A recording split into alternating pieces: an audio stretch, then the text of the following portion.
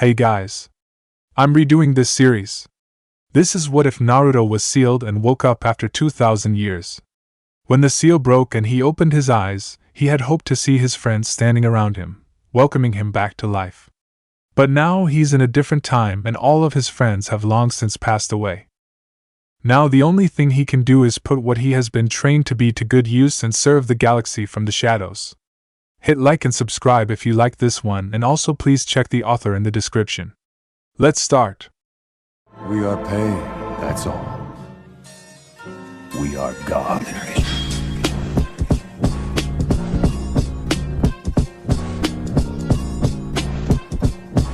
Chapter 1: Crash Landing.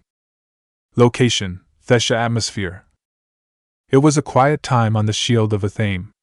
The ship was a cruiser assigned to the protection of the Asari home world of Thesha, a routine job that nearly every ship in the Asari fleet had to do.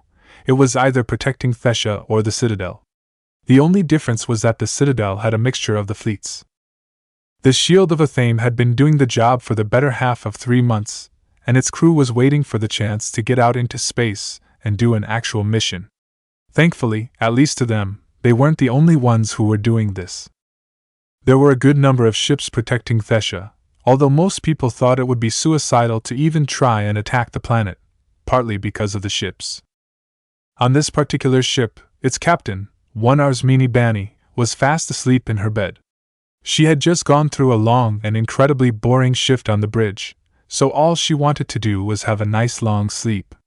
Unfortunately for her, that wasn't in the plan. "Captain, we need you on the bridge," the voice of one of the crew rang through the intercom. Arsmini heard it, but she didn't want to respond. The voice was making her be awake, and she didn't want to be awake. She wanted to be unconscious, completely and utterly. "Captain, we need you on the bridge," the voice spoke again. She groaned and accepted the inevitable. She was going to have to be awake. "I'm on my way," she said as she rose from the bed, stretching out the kinks in her body. "But if there isn't a good reason to why I have to be awake right now, someone is going to be getting an ass whooping." She liked sleeping. She wanted to go back to sleeping. Acknowledged, Captain, bridge out." The intercom went dead, leaving her alone in the room. She slowly stumbled over to her own personal coffee machine and began making a cup. Despite what the rest of the galactic community said about humans, they could all agree that they had a good way of getting you up in the morning. She took a sip of the precious brew and swallowed it, allowing it to jumpstart the rest of her body. It was her personal blend, having learned it from a Mac who claimed that it would get the caffeine hit her quicker, and considering she had been using it for the past year, she was sure it worked. As she came awake, she finished the rest of the cup. Placing it down on the table, she quickly put on her uniform and made her way to the bridge. As she walked through the hallways, her crew bowed their heads in acknowledgement as she passed. They were a good crew, and she respected them. That was important for a ship. She came across 2 crew members gossiping. "I heard the Systems Alliance had colonized another planet in the Traverse," the one on the left said. "Another one?" asked the one on the right.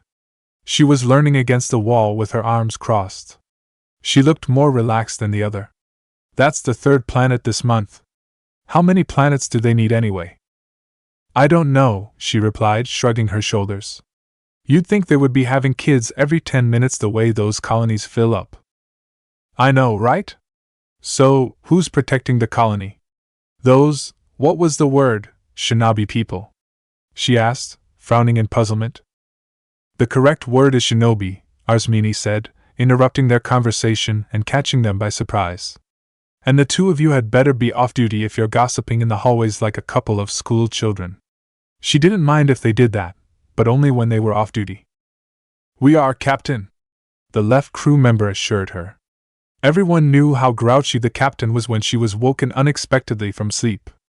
If someone pissed her off when she was like that, she was more than likely to take it out on her. "Good, carry on then." She walked away, leaving the 2 alone to back to their gossip. As she walked, she reflected on what they were gossiping about. Ever since they had come onto the galactic stage, the humans had been colonizing planets like they were about to go extinct. That policy kept annoying the hell out of the other races who wanted to colonize a planet, only to find that the humans had already gotten there.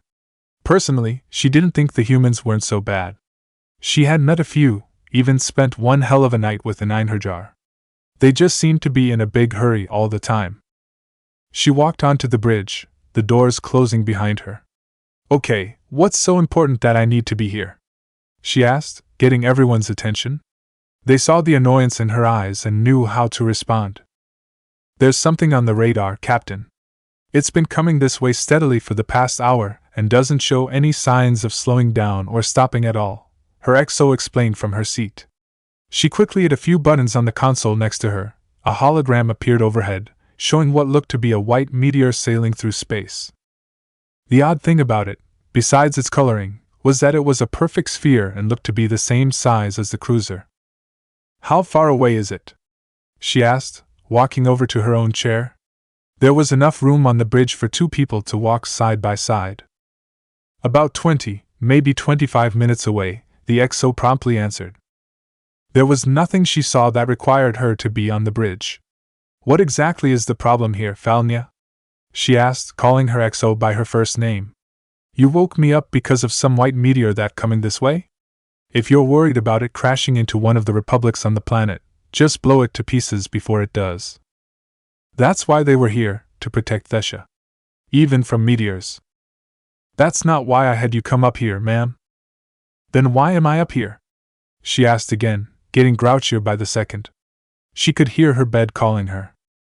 We did a scan of the meteor as it came onto the radar, to see if there was anything worth mining from it. It was standard procedure to scan any unknown object they encountered in space to see if there was anything useful. What we got was an energy reading that was powerful enough to power 10 dreadnoughts. If Arzmini had brought her cup of coffee with her to the bridge, she would have dropped it. Wait, are you sure about that? It was powerful enough to power 10 dreadnoughts? She asked, thinking she had misheard her XO. That's correct, ma'am, but that's not all. What else is there? We picked up a life signature when we scanned the meteor, she explained, a little hesitant. It was faint, but it's there. There's something alive in there? The captain demanded. This was getting weirder and weirder by the second. It seems like that, Captain. Both of them just stared in disbelief at the hologram of the meteor. The facts seemed almost ridiculous, and yet, they were right there in front of them. There was a meteor out there that was giving off an energy reading as powerful as 10 dreadnoughts, and also had a faint life signature. Is the energy reading as EZO? Arzmini asked. If it was, then it would be the biggest deposit the galactic community had ever found. No, Captain, one of the nearby crew answered her. I'm checking all known energies to see if there is a match. Her fingers flew over the keyboard in front of her as she looked through databases. I think I have a match, ma'am, she announced. It's almost identical match to the energy that the Alliance military uses. Everyone on the bridge went silent at that announcement. Are you telling me that meteor is giving off a chakra reading? She knew the bare amount about chakra. It was an energy that could only be used by humans. It was also the reason why they were able to beat the Turians back off Shangxi within 2 weeks during the Relay 314 incident, and easily defeat the Batarian invasion in the Skillian Blitz, and shaming the hegemony afterwards with the Iron Left and the Silent Right. Yes, ma'am, there are a few differences, but as far as I can tell, they are enough to not make it completely identical. Her grouchiness turned on to something else. Oh great, you know what happens next, she muttered to her XO. Ma'am? Asked Falnia, unsure of what she meant. We're going to have to contact the Alliance and inform them of our discovery. Then they'll come out here, take the damn thing back to their planet, and take it apart bit by bit until they find what's causing that reading, she grumbled. With all due respect, ma'am, isn't that what we were planning to do?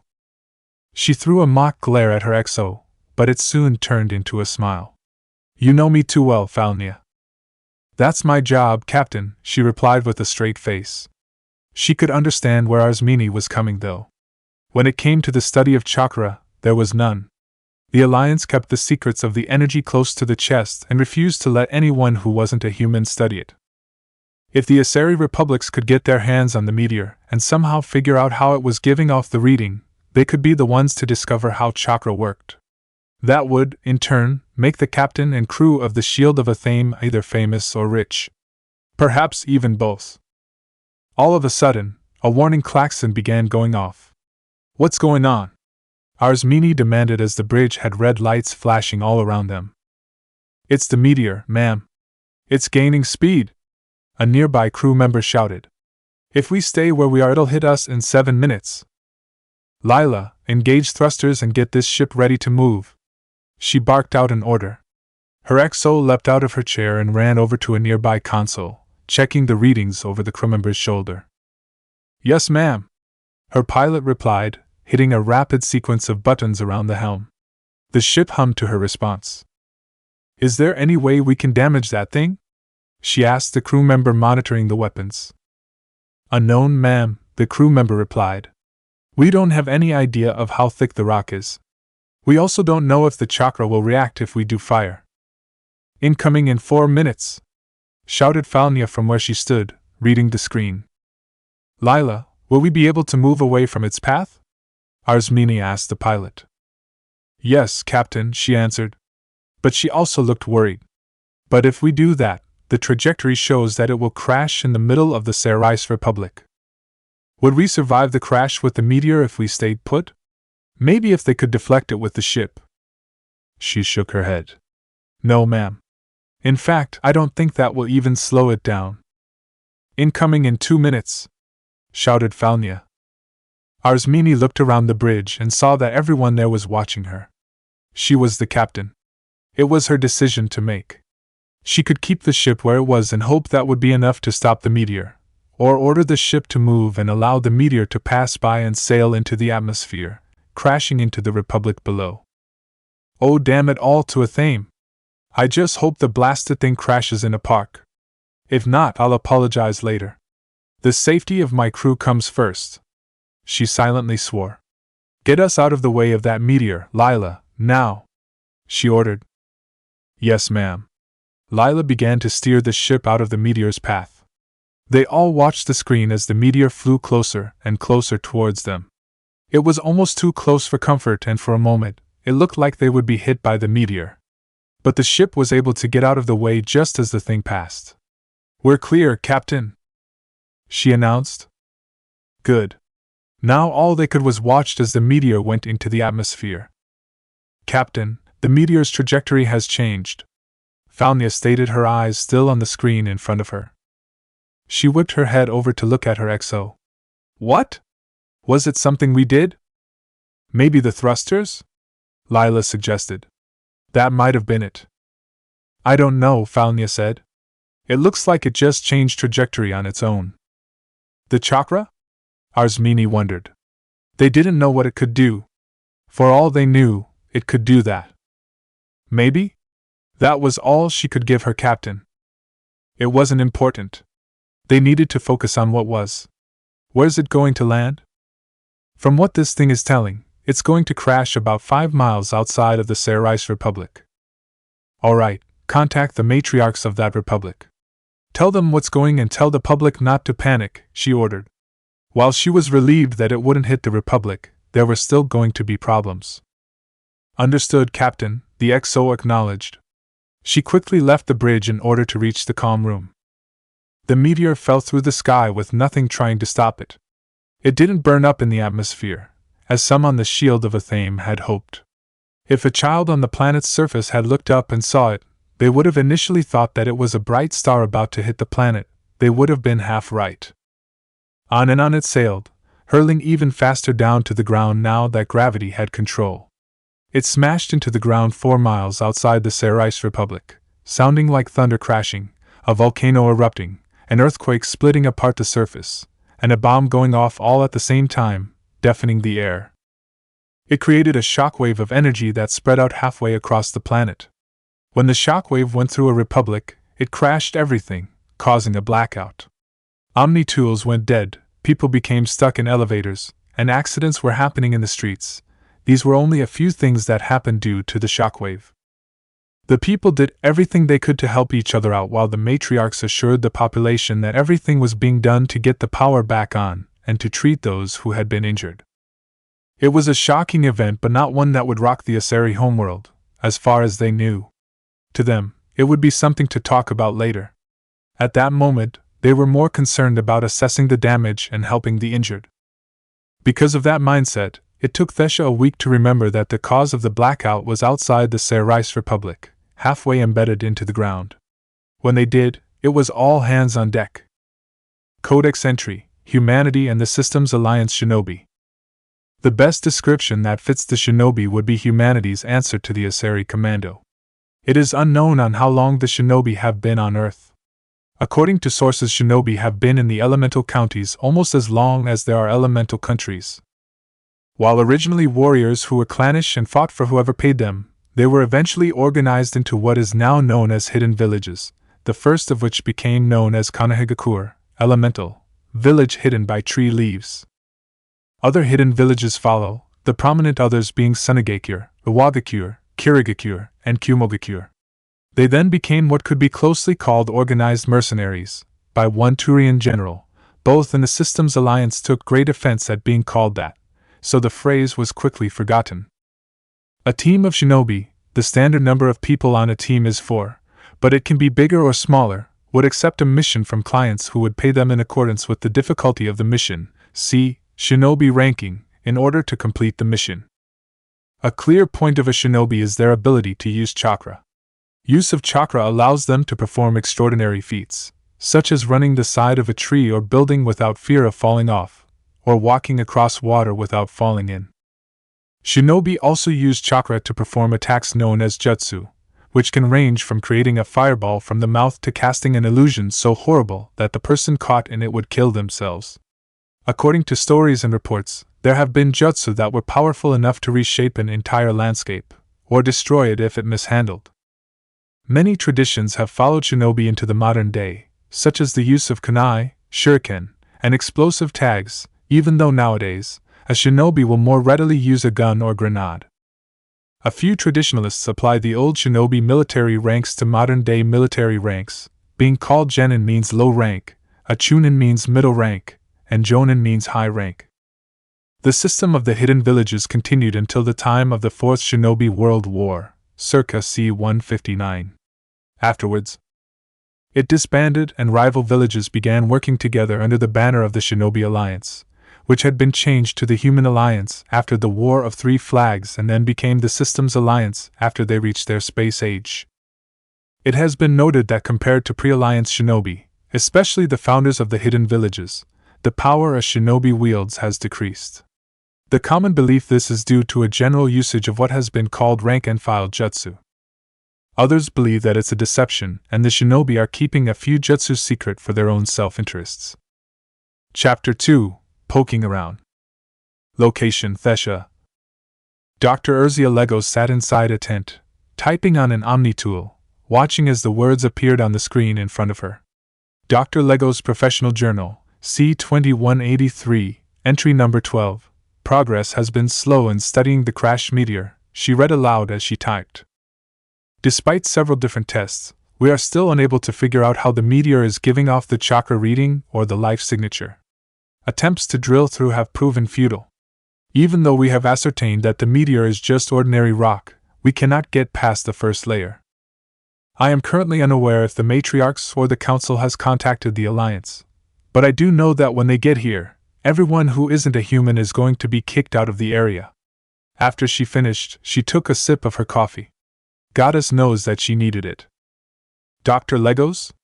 The voice of one of the Solarian scientists, Churik, called out from outside. They're ready to try again. I'm coming, she told him, turning the screen off. She stood up and walked out of the tent. Churik was waiting by the tent flap as she came out. Why are we still doing this? The thing is too deeply embedded in the ground to pull up, and no matter what we do, we can't break through the surface. Regardless, we must try, he replied as they walked out to the crash site. The area around the meteor had been sealed off by the Asari military as well as the Turian military and the STG. There was only one way to get into the area, and that was through a checkpoint. Anywhere else and would-be intruders would encounter armed guards blocking your path. Tents were set up everywhere. Some were for the study of the meteor, while others were the cafeteria or where they slept. So what are they trying this time to get through? Dr. Legos asked him. They're going to have a Tomka fire a round off at it, and see if that can break through. She was able to look at him in surprise as they walked. Are you kidding me? Why not have a Krogan charge at the damn thing and see if he can headbutt his way through it? Actually, I think that idea was passed around a couple of times, he noted with a straight face. She could tell he was being sarcastic, though. She didn't like it. Don't give me that, Chirik. I am not in the mood. She all but shouted at him, getting the attention of a few passers-by. I'm well aware of that fact, Urzia, he spoke calmly. They had worked together on a few projects before, so he knew what she was like when she got irritated. Look, I know that this is the one possible chance you have got at studying chakra, but we're running out of time. She looked over at him. What do you mean? I overheard the conversation in the communication tent. The Citadel Council has already notified the Systems Alliance. They'll be soon, so everyone's desperate to get this thing open. That means we're going to have a Tomka to see if it'll even make a dent. She stifled a growl when she heard Systems Alliance. After the 314 relay incident, she had been on the short list to study the energy called chakra. She had been so excited to study this new energy, practically biting at the chomp for the information to come in so she could start her work. She had been in contact with other people who had been on the short list, sharing theories and methods. They were all so confident they would be able to figure out the energy without breaking a sweat. But their excitement turned into ash when the Alliance refused to let any of the other races study chakra. She knew for a fact that there were howls of outrage and protest when the short list got the news. They made protests, tried to convince the Alliance to let them see it. They weren't the only ones. Several military manufacturers and even the Council wanted them to give the information. The only thing they did give was a list of jutsu and their effects, but that was it. She wasn't the only one who thought the Alliance was being paranoid and selfish. Do we have an exact date on when they'll be here? She asked. From what I could hear, they're beginning the process of picking their scientists and loading the ship. If I had to hazard a guess, I'd say 3 days. That's how long we've been working on it, she noted ironically. The Alliance moves fast. Maybe they had someone in the camp. The buzzer on the site intercom went off. Your attention please, the Tomka is ready to fire. Please get out of the way and make sure your ears are protected, the voice of one of the grad students rang through the intercom. Everyone around Urzia and Chirik began to hurry to find cover. There was a very good reason why they did that. A Tomka was easily one of the more powerful tank-like vehicles in known galaxy. There was a well-known story about the Krogan rebellions that accurately described the power of a Tomka. A Turian frigate had cleared the atmosphere on the planet they were fighting.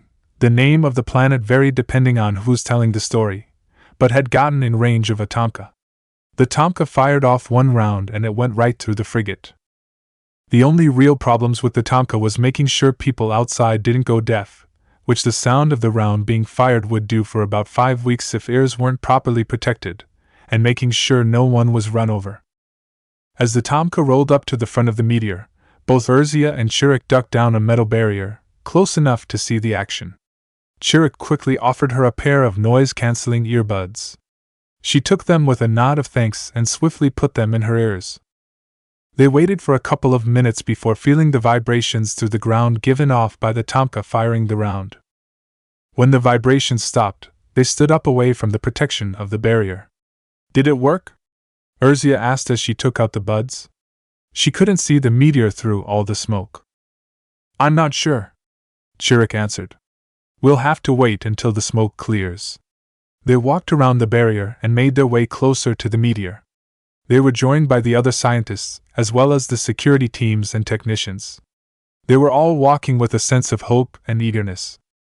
Maybe this time, the meteor would break and they would be able to retrieve what made the readings.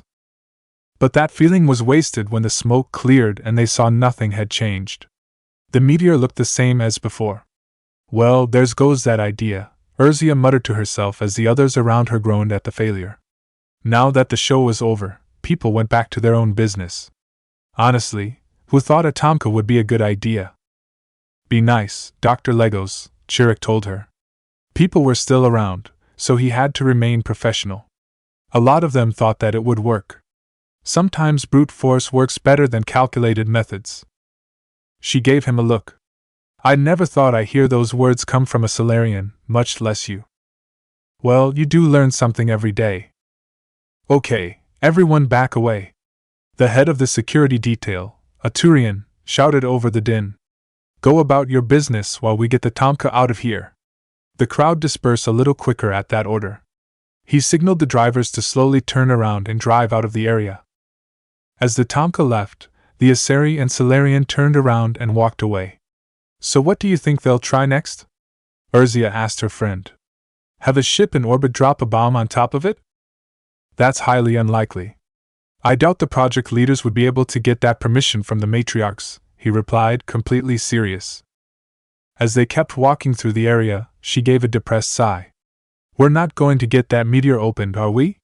She asked, pinching the bridge of her nose. That's also highly unlikely, he admitted. He didn't like any more than she did, he was a scientist after all, but they had to accept the inevitability of the situation. The Alliance would come in, somehow pull the meteor out from the ground, and take it back to Earth while their scientists looked it over on the way. They would probably have it opened before they even reached their solar system. So much for finding out the secret to chakra, she grumbled. There went her hope to study it. Goddess, she was never going to get her hands on it, was she? Cheer up, Urzia. Who knows? We just might get through it before the Alliance arrives, he tried raising her spirits. When she got depressed over something, she would begin to think that it was hopeless and couldn't be done. In his personal experience, a determined and stubborn Urzia Legos was a happy Urzia Legos. She smiled at him.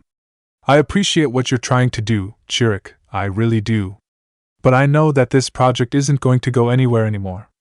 She briefly stretched her back, trying to get rid of the knot there. He made a point not to look at her while she stretched. There were moments in their relationship he was sure she did things like that on purpose. Well, don't show that attitude for a while, he said as he looked towards the checkpoint. A few people might think you were acting weird. He smiled a little bit and promptly stepped to the side. Huh? What are you talking about? She heard what could only be described as a high-pitched squeal and the patter of feet running across Earth. Before she knew it, her left leg was suddenly a lot heavier than her right. Looking down, she saw a small Asari child attached to it. Hi, Auntie Urzia, the child said with a big grin. She was missing a tooth which added to her adorableness. She couldn't help but smile back. Hello to you too, Hanabi, she replied. Do you mind getting off my leg? I kinda need it. No way. I like it here. Hanabi Legos. Her father's voice rang out as he ran up to the three of them. What have I told you about running up people and grabbing their legs? He demanded. He was a human dressed in a simple shirt and jeans. His hair was long and brown, flowing freely down his back. The thing that caught your eye about him was ironically his eyes. They were pure white and looked like they had no pupils. To aim low, run fast, and do my best to bring them down with me, she answered promptly, smiling at her father. You did teach her that, dear, an Asari woman told him with subdued humor as she joined them. Hanabi, please get off your auntie's leg. She can't walk around with you on, she told her daughter. Do I have to? Hanabi asked in a whiny tone. She liked the leg. Yes, you have to. Otherwise, you won't get dessert tonight at dinner. And she knew how much her daughter liked Asari desserts. All right, I'm getting off. She detached herself from the leg and walked over to her father's side. She reached out and took hold of his hand. Thank you, dear. She turned to face her sister. Hello, Urzia. Have you been well? She asked in greeting. Yes, I have, Leisha. Thank you for asking, she replied before smiling. Aren't you going to give your big sister a hug? Leisha quickly engulfed her in a bear hug, which she returned with equal measure. Even though she was 200 years older than her, Urzia loved her little sister all the same. When they broke the hug, she looked over at the humans standing in silence, and the smile dimmed a little. Miji, she greeted him a little stiffly. Dr. Urzia, he replied in the same fashion. The two of them had never really seen eye to eye. According to him, he was a shinobi who was on indefinite leave, which made no sense to her. She only knew that he was supposedly from a notable and famous clan from Earth, and that had something to do with his eyes, which she had learned was called a Kekkei Genkai. Probably would be the only thing she learned about chakra. But that was the only thing she knew about them. He never told her what that meant. He knew about how she wanted to study chakra and kept it from her. It caused friction between them. Chirik could see that he wasn't needed in the group anymore. "I'll be going now, Urzia," he said, getting her attention. "I'll go see what novel idea they'll come up with next in order to break through the meteor." "It was a pleasure meeting you three," he told Lija's family before walking away. "So how has the project been coming?" Lija asked her sister. The blackout that the meteor had caused was all over the news network. A lot of photos were shown of the chaos and confusion caused by it. They had been on their way to Thesha when it all happened, so they couldn't put off their vacation. "It hasn't been going anyway, if I'm to be truthful," she answered as she led them to a nearby empty table. There were tables set up all around the area so that anyone could either take a quick break, or sit down with food and or their work. Either way, it was a way to relax for a few minutes before going back to work. "We've tried every known method of drilling to get through the meteor, but nothing has worked. If that wasn't enough, we still have no idea how it's giving off the chakra reading." "Wait, are you saying this meteor has chakra?" Niji asked, surprised at what he heard. The astonished look on his face quickly turned into anger. "How long were you planning on withholding this information?" The fact he was angry got her angry too. "There's no need to get riled up, Niji. The Systems Alliance has already been informed," she told him. "But you still kept it hidden. You were trying to find out if he used the meteor to use chakra, weren't you?" he accused her. They both knew they were settling into their old argument, and they were fine about that. "Well, maybe if you shared with the rest of the galaxy its secrets, maybe we wouldn't have to resort to this kind of thing," she replied with a biting tone in her voice. "The Systems Alliance has told you all countless times. We are not going to hand over the secrets of chakra." There it was, the party line. She hated hearing it every time she heard it. What could be the harm? Just think of the possibilities that could if the other races happen to use chakra too. So you would let the Krogan become more powerful? Or give the Batarians more incentive to raid colonies and take people away in slavery? How many people would be dead because of that? Those things would never happen. She protested, even though each scenario was quite plausible. There would be precautions against that kind of thing happening. "You cannot possibly expect me or any shinobi to believe that your precautions would be enough to stop it from happening. All it would take is one slip-up, one mistake, and it's out there for every single pirate, slave trader, murderer, and who knows what else to use." "Oh, like you don't already have those problems within your own species," she snapped, rising from her seat. "That's enough," Lija suddenly shouted, stopping the both of them from continuing the fight. Their hands were clenched, and it honestly looked like they were about to come to blows. "What is the matter with you two?" she demanded. "We're a family. We don't need to be having the same fight our governments are having with each other. And the both of you are scaring Hanabi." They glanced down. Hanabi was frightened. She had never seen her father and her aunt get into an argument. Sure, they had a few words of disagreement once in a while, but now they looked like they were about to fight. Niji and Urzia shared a look. They remembered the agreement they made. They didn't have the fight in front of Hanabi. "Sorry for scaring you like that, Hanabi," Urzia apologized to her niece. "Your father and I didn't mean to do that in front of you." "It's okay," she replied, trying to be cheerful again. "You and Daddy don't share the same opinion, that's all." She started looking uncertain. The adults saw the expression and became concerned. "What's the matter, Hanabi?" Niji asked his daughter. She looked at them all. Well, I had an idea.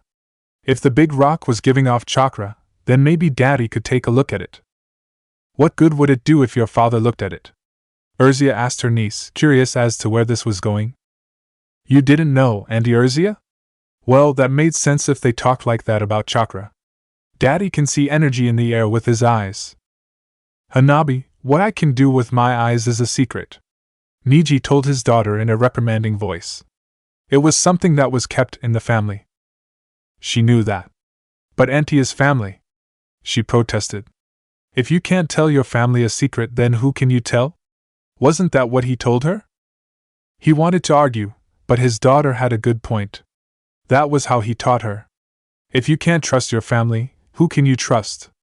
Of course, he was fairly certain that Sang didn't consider an Asari who wanted to study chakra so very badly. He turned to look at his sister-in-law. Can I assume I won't be arrested if I examine the meteor? He asked her. Everyone already knows that the Alliance is coming, so people won't be concerned if you're here. I'll just tell them you're on leave for a couple of weeks so you can be with your family, she answered. I am on leave for a couple of weeks so I can be with my family. She didn't know what was more irritating, the fact she knew he was being sarcastic, or that he was able to do it with a completely straight face. Good, then we won't have a problem. Okay. Then I expect you to keep quiet about what Hanabi told you. Fine, she agreed. It wasn't like she could to her superiors and tell them what she just heard. They would think she was losing it. And while she suspected his eyes had something to do with the Kekkei Genkai, she didn't have proof. Follow me. She stood up from the seat and walked back to the meteor, her family right behind her. They were stopped by one of the security teams when they got close. Dr. Legos, what are you doing? The team leader, an Asari, asked. Have you heard about the Alliance coming here? She asked in return. She nodded her head. The news has been going around the camp like wildfire. She sounded faintly annoyed. Was it because she was an Asari, and this whole thing was becoming a point of pride for Thesha? If that was the case, keep it going. My brother-in-law is a Shinobi on leave. He's here to take a look at the meteor and give the Alliance a preliminary report when they arrive. She looked over at Niji. Is what she said true? He nodded. Yes. I am a Shinobi. I can report my findings to the Alliance. You have no fear of me reporting to anyone but the Alliance, he assured them. That was the main fear of the Council, that the secret to chakra would be discovered without their or the Alliance's knowledge and be sold to the highest bidder. Very well, you may examine the meteor. She removed her finger from the trigger of her weapon. We shall be nearby if you need us, Dr. Legos, she told Urzia before walking away with her team. Cheerful, Niji remarked to himself. We're not exactly a cheerful lot the way things have been going around here, Urzia reminded him. Just do whatever it is you're going to do and get it over with. Be nice to my husband, Urzia, Leisha told her sister. She flashed her a look that said she was behaving, but that was it. Niji turned his attention to the meteor. All right, let's do this. He folded his hands into a hand seal. Byakugan. The veins near his temples bulged out enough to be seen by the visible eye, which startled Urzia. But once she got over it, the scientist in her kicked in. She started studying the eyes, seeing just how the jutsu was affecting them. He did seem more focused than he had been moments before. Her sister gave her another look. She realized what that look meant and stopped. Niji's attention was engulfed by the meteor. Kami, you weren't kidding when you said this had chakra. It's bathed in it. What he saw was the entire meteor completely covered in chakra. The energy covered the meteor like a second skin, burning fiercely. That would explain why you haven't been able to get through. The chakra's protecting the meteor, he told her. It can do something like that? Leisha asked in astonishment. She knew biotics could produce kinetic fields that acted like shields. But she also knew that it's required to have a person using biotics to do something like that. She had never heard of something like this before, at least biotic-wise. Not even humans know everything about chakra, and we've been using it long before we met the rest of the galaxy, he told her. When she heard those words, Urzia realized something important. Humanity refused to let the other races study chakra was because they still didn't know everything about it. Even though there were still some studies, the galaxy pretty much knew everything there was to know about biotics, at least in her humble opinion. If humanity didn't know everything about chakra, it would make sense that they don't reveal everything they knew. But that was only one reason. She was sure that there's more to it than that. That's odd, Niji said aloud, bringing her attention back to him. The chakra is different. There's something else in it. What do you mean by different? She asked. Usually chakra is made up of only two energies, spiritual and physical. If he was aware of Irizia listening to everything he said, he didn't care. The meteor seems to have a third energy in its chakra. Is that new? Leisha asked. No. I think the third energy is natural. He frowned in concentration. If I remember correctly, the only people who could utilize that energy are called Sannin, sage. Oh, that's problematic. Why, Niji? The last known Sannin were the third generation of the Densetsu no Sannin, and they died in the War of Three Flags, almost 2,000 years ago. Even as he said the words, he couldn't help but shudder. The Unreikyo massacre was a dark day not only for the war but the entire history of humanity. That's funny, Irizia remarked. According to the carbon scans we've done, the meteor is just a little over 2,000 years. Maybe it had something to do with the war he mentioned. She would have to do some research. But that still doesn't explain how the chakra is being generated or what causing the life signature. What life signature? Leisha asked her sister, turning to face her. From what we can tell, there is something alive inside the meteor. That's why we've been trying to drill through, so we can find what's in there. Niji narrowed his eyes, trying to look past the barrier of chakra and into the meteor itself. There is something, he said as he concentrated. I think I see someone in there. I'm not sure, but it looks human-like. Hey Daddy, look at this. Hanabi called out, breaking his concentration and turning off the Byakugan. While the adults had been looking at the meteor, she got curious about the thing itself. So she decided to look at it better. That meant she had to get closer to it. When the adults looked at her, she was like a speck compared to the meteor. There's something craved into the rock right there. She pointed up to a spot that Niji could easily touch just by reaching out. But she was smaller, so she had to stand on the tips of her toes to reach it. Before anyone could stop her, she reached up and touched the spot. As soon as her fingers grazed the rock, the entire meteor lit up like a blue light, the chakra becoming visible. Everyone in the area fell to their knees as they felt an overwhelming sensation. The Uniter camp was held in the grip of that sensation. It was nothing they could describe with words even if they tried. What came from the meteor took over everything they were capable of feeling. It was a chaotic mess of emotion. It all one could do to separate them into conscious aspects. When they did, they felt sadness, desperation, pain, and anger, but it was all too much. Words didn't so much appear in their minds as they boomed, engulfing everything they could hear or think. What? When? Where? Where? Where? As soon as it had appeared, the sensation disappeared and the chakra faded from sight.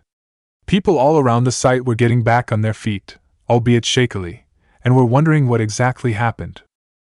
Hanabi! Leisha screamed out loud as she saw her daughter on the ground, completely still with her eyes closed. Both she and Niji bolted to their daughter and picked her up of the ground. A nearby security team ran over and called for medical transport after seeing her in their arms. Hanabi's family waited outside a room in the top hospital in the Serais Republic. Once the medical transport had gotten to the crash site, they had whisked her away to the nearby republic in order to make sure she was okay. That had been 2 hours ago, and her parents were still worried. Urzia was also worried, but she was angry too. Something had happened to her niece, and she didn't know what. The scientist in her was curious about what had happened to cause such a reaction. It was drowned out by the rest of her that was angry that Hanabi seemed to be harmed. She was half tempted to take what biotic power she had and hurl at the meteor for what it might have done to her niece. The only reason she didn't was because it was one of the first things tried to open the meteor. Any and all biotic powers were simply bounced back. When the doctor came out of the room, Niji and Leisha all but leapt out of the seats. Is my daughter okay, doctor? Leisha asked her. Urzia also stood up with the question written on her face. Yes, whatever happened to her just made her fall unconscious, that's all, the doctor assured them. Both parents breathed sighs of relief. Thank you, Kami, Niji said. He was not, by any means, a religious man, but he gave his thanks to whoever listened and watched his back. However, there are 2 things that concern us, she continued. We did a scan to see if there were any internal injuries, and we found no traces of Izo in her body. The news stunned the 3. That's impossible, Urzia protested. There was good reason for the protest. It was a well-known fact that an Asari was a natural biotic. The 2 went hand in hand. The doctor looked just as stunned. We did a second scan just to double check and we got the same results. Somehow, Hanabi has lost the ability to be a biotic. Although he was stunned by those words, Niji didn't dwell on it. If his daughter was okay, then it didn't matter whether she had biotics or not. He chose to focus on what the doctor had said. You said that there are two things that you were concerned about? He asked her. Yes. What was the color of Hanabi's eyes? What do you mean? Leisha asked. It was certainly an odd question. They're brown. We checked her eyes to see if they still reacted to light. Her eyes have turned completely white, and it looks like she has no pupils either. Both Urzia and Leisha looked over at Niji, who had the exact same eyes as the doctor described. That's not possible, Urzia softly protested. Aseri children are always pure Aseri. They receive nothing from the father, not even DNA. I'm sorry, I don't know how else to explain it, the doctor replied. Irizia was getting angry. Why was she saying something that was impossible? The two of them would have gotten into an argument had Shirak not turned the corner and saw them. Urzia, there you are, he said as he hurried over to them. How is Hanabi? The doctor took the moment to go about her duties. She would come back later to check up on her patient. She's fine, for now, she told him, omitting the fact about her not being a biotic, and her eyes had changed. For now, it was best to keep it between the family and doctor. What's happening at the site? She hadn't thought about it since they arrived at the hospital. It's been complete chaos. After you and your family left, everyone's been in a tizzy trying to figure out what caused that reaction from the meteor. Apparently, when we were all brought to our knees from that presence, the chakra readings had spiked to a tremendous level. It seems that the spike in the chakra reading is connected to the sensation we all felt, he explained. That made sense. And it was a little obvious. If she hadn't been focused on her niece, she might have seen that. What about the spot Hanabi touched? He nodded. We've been going over it in full protection gear too. Nobody wants what happened to occur twice in a row. We've managed to get a digital image of the carving, but we can't make any sense of it. He handed her a data pad with the image of the carving on display. She took and looked it over. The image was of 5 symbols encircling what she knew to be a kanji, and there was a phrase inscribed over it all. But she had no idea what the symbols were, and she didn't know how to translate the kanji. She was lost. Niji must have seen how lost she looked because he went to her side. May I take a look? He asked. She nodded and wordlessly handed him the pad. As he looked at the screen, his eyebrows furrowed into a concentrated look. Everyone waited to hear what he would say. What do those symbols mean, Niji? Leisha finally asked her husband, breaking the silence between the 4 of them. He glanced up at them. These are the symbols of the hidden villages. They belong to the 5 great Shinobi countries, he told them, gesturing to all 5. But those symbols haven't been used since the 4th Shinobi World War. What the hell are they doing on a meteor? Puzzling, but so was it all. What does the kanji mean? Urzia asked him. It's the kanji for seal, but I don't understand why. He trailed off as he looked at the phrase. Shingetsu no Kaimusho, he read aloud, his voice turning from puzzled to nervously awed, a strange mix for everyone to hear. He went over the information that he had heard regarding the meteor. Urzia, how old did you say the carbon dating was on the meteor? He asked, his voice still carrying that strange mix. Just a little over 2,000 years old, she promptly answered, wondering why he had asked. She had told him this at the crash site. That was all he needed to hear to connect the dots in his mind. Merciful Kami, he swore, surprised and reverent. Looking around them, he reached out and grabbed a nearby nurse. Does the hospital have a secure communications room? He demanded urgently. The nurse was surprised by the sudden grab and the human looking at her intently. But she did her best to answer. Yes, there is, she answered, hoping that her voice didn't wobble or break. It's on the 2nd floor in the left wing. Thank you? He let go of her, and she did her best not to scurry away. She was intimidated, but she tried to be professional and kept walking. Leisha looked at her husband. Why was he asking that kind of question? Why do you need a communications room, Niji? I'm sorry, Leisha, I really am. But I can't tell you right now. I have to get in contact with my superiors. I'll be back as soon as I can." He took off down the hallway, leaving behind two confused and mystified sisters as well as a Solarian. Codex entry: Humanity and the Systems Alliance. Systems Alliance. The Systems Alliance is the representative body of Earth and all human colonies in Citadel space. Backed by Earth's most powerful nations, the Alliance has become humanity's military, exploratory, and economic spearhead, as well as being responsible for the governance and defense of all extrasolar colonies and stations. The Systems Alliance began at the end of the Fourth Shinobi World War and the reforging. After victory was assured and peace was made, the five Kages realized they couldn't go back to the old ways after fighting together for so long. They took their case to the daimyos and asked that the Shinobi Alliance become permanent, with the samurai from the Land of Iron agreeing to join. The daimyos agreed and the Unified Shinobi Act was written up and passed. While the countries kept their nationalities, the shinobi transcended the borders and protected all of the countries. With shinobi from different villages now acting as allies, the elemental countries focused less on protecting their own borders and making alliances against other nations. Instead, they focused more on improving trading and exploration. The exploration done by the elemental countries was so they could find new lands and new products to bring back and trade. Many of these explorations had shinobi and samurai on board as protection detail. Within 5 years of the first exploration mission, the elemental countries had found 2 different continents, each with their own people and nation. The continent known as the Frontier, home to the Empire of Steel, was east of the elemental. The Empire was a nation where people used steam to power machines. While they were aware of chakra, they didn't have the average amount of the elemental countries nor the proper skills to utilize it. Instead, they chose to follow the way of technology. The continent known as Midgard was to the north of both the elemental countries and the frontier and was home to the Midgardians.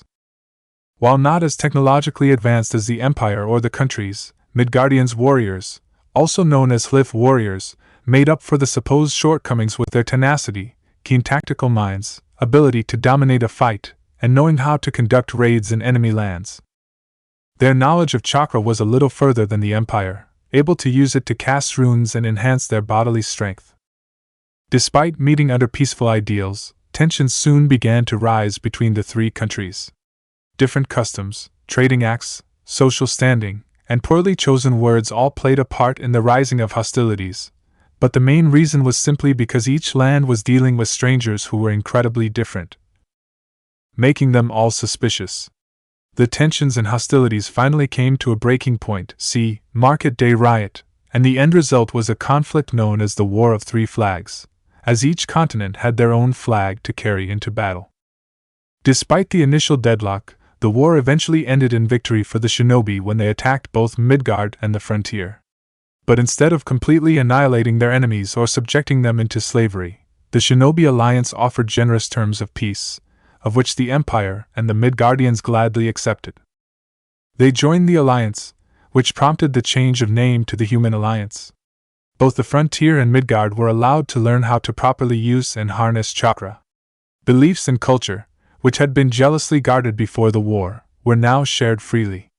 Frontiersmen and Midgardians could become shinobi or samurai if they so wished. Their exploration missions continued periodically over the years. In the explorations, the Alliance discovered other countries and nations, such as the island kingdoms, the mountain, the Down Under, and the Great Jungle. With each new country discovered, the offer to join the Alliance was made within years of discovery. It was during the late 1800s the Human Alliance had completely mapped out the Earth. It was only a century later they turned their gaze towards space, due to a challenge from the Iron King John XXXV. After several years of careful planning, studying, experimenting, engineering, and building, the Human Alliance launched their first spaceship on October 10, 1981 with the mission to land on the Moon and safely come back.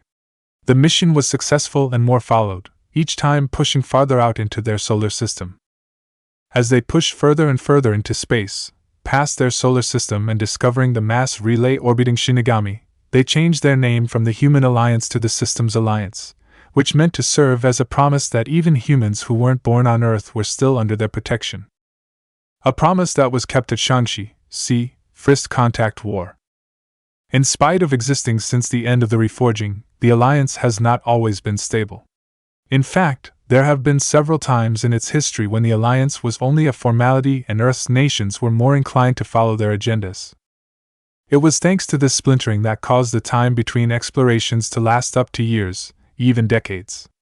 The record stands at 100 years as the Alliance dealt with the Long War and welcoming the Down Under into the Alliance, a move that caused political unrest for several years. Yet, the Alliance never officially broke apart. In fact, when the nations came together and believed in it, their belief was stronger and firmer than before. Chapter 3: Open Sesame. Location: Thesha. Niji and Leisha waited at the Sarais Republic spaceport, watching the Alliance ship landed. It was a frigate, brand new, if Niji had to guess, and its name was clear on its side. The Normandy, Leisha read aloud. She glanced over at her husband. You humans sure do love naming your ships after battles, she said. It's a way of reminding us, I guess, he replied shortly, keeping his eyes on the frigate. The smile fell from her lips. Ever since they learned about Hanabi's new conditions 3 days ago, he had been subdued and quiet. He had spent those days sitting by Hanabi's bed. The only time a smile came across his face was when she was awake. Even though Hanabi had simply been knocked unconscious, she still remained in the bed at the hospital. Though the doctors said it was so she could get some rest, they both knew the real reason why. They weren't going to let her go until they knew just what had happened to her. The ship docked and the hatch opened. The first person to step out was a man with dark skin, showing his ethnicity was partially from the land of lightning. His hair was cut short in military fashion and he wore his uniform proudly. Behind him was another man, much older and who also wore his uniform with pride. He also carried scars on his face from battles he had fought. Both men swept the area for threats, a habit caused by training. They noticed Niji and Leisha waiting nearby and walked over to them. Admiral Hackett, Captain Anderson, Niji greeted them, giving them both a salute. Hyuga, Hackett said, returning the salute. So did Anderson. I take it the crash site is secured? Yes, sir, he said with a nod. The Ninth Fleet had answered your signal and sent a ship here. The Marines along with additional men on board came ashore and secured the crash site, reliving the military presence already there. The other races hadn't been happy about it, but orders were orders and the Alliance had the jurisdiction. Good.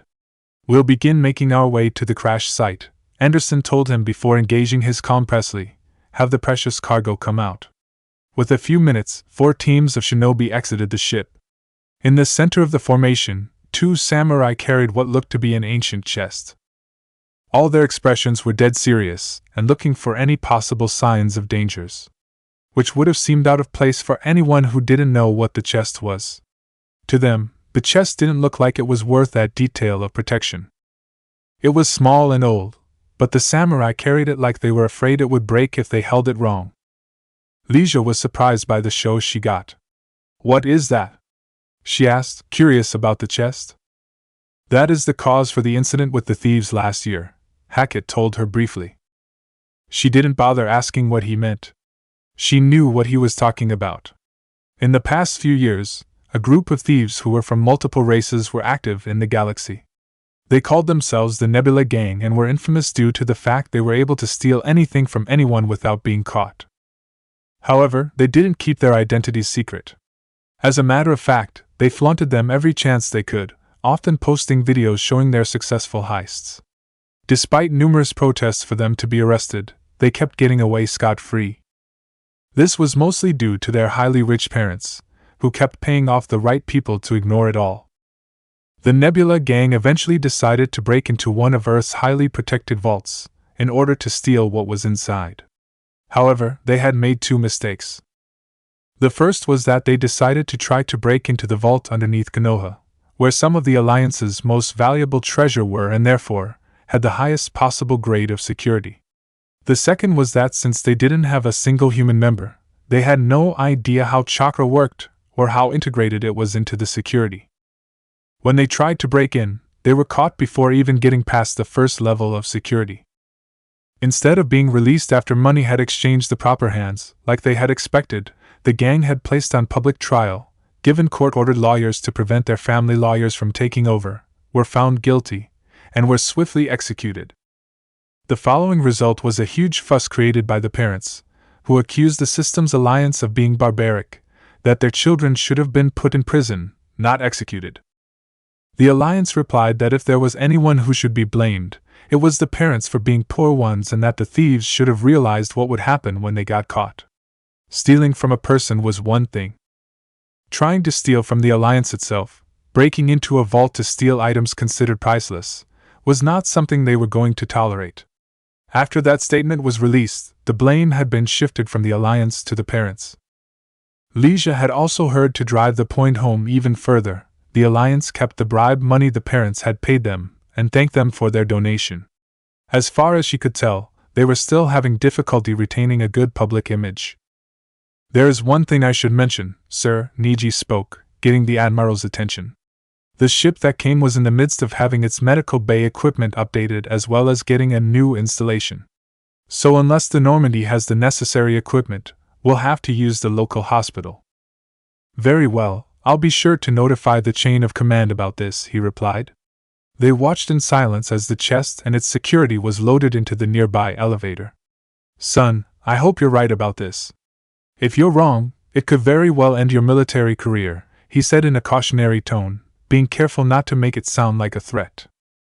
"Sir, if I'm wrong about this, I will resign from the military myself," he replied, having caught the caution in Hackett's words. His wife was a little surprised by that declaration. It left her wondering just what he had done. Anderson smiled slightly when he heard that. He admired the fact that the conviction of the man in front of him. "If you gentlemen, and lady, will excuse me, I have to ensure the precious cargo gets to the crash site safely," he said to the other three. "Understood, Anderson. We will meet you there."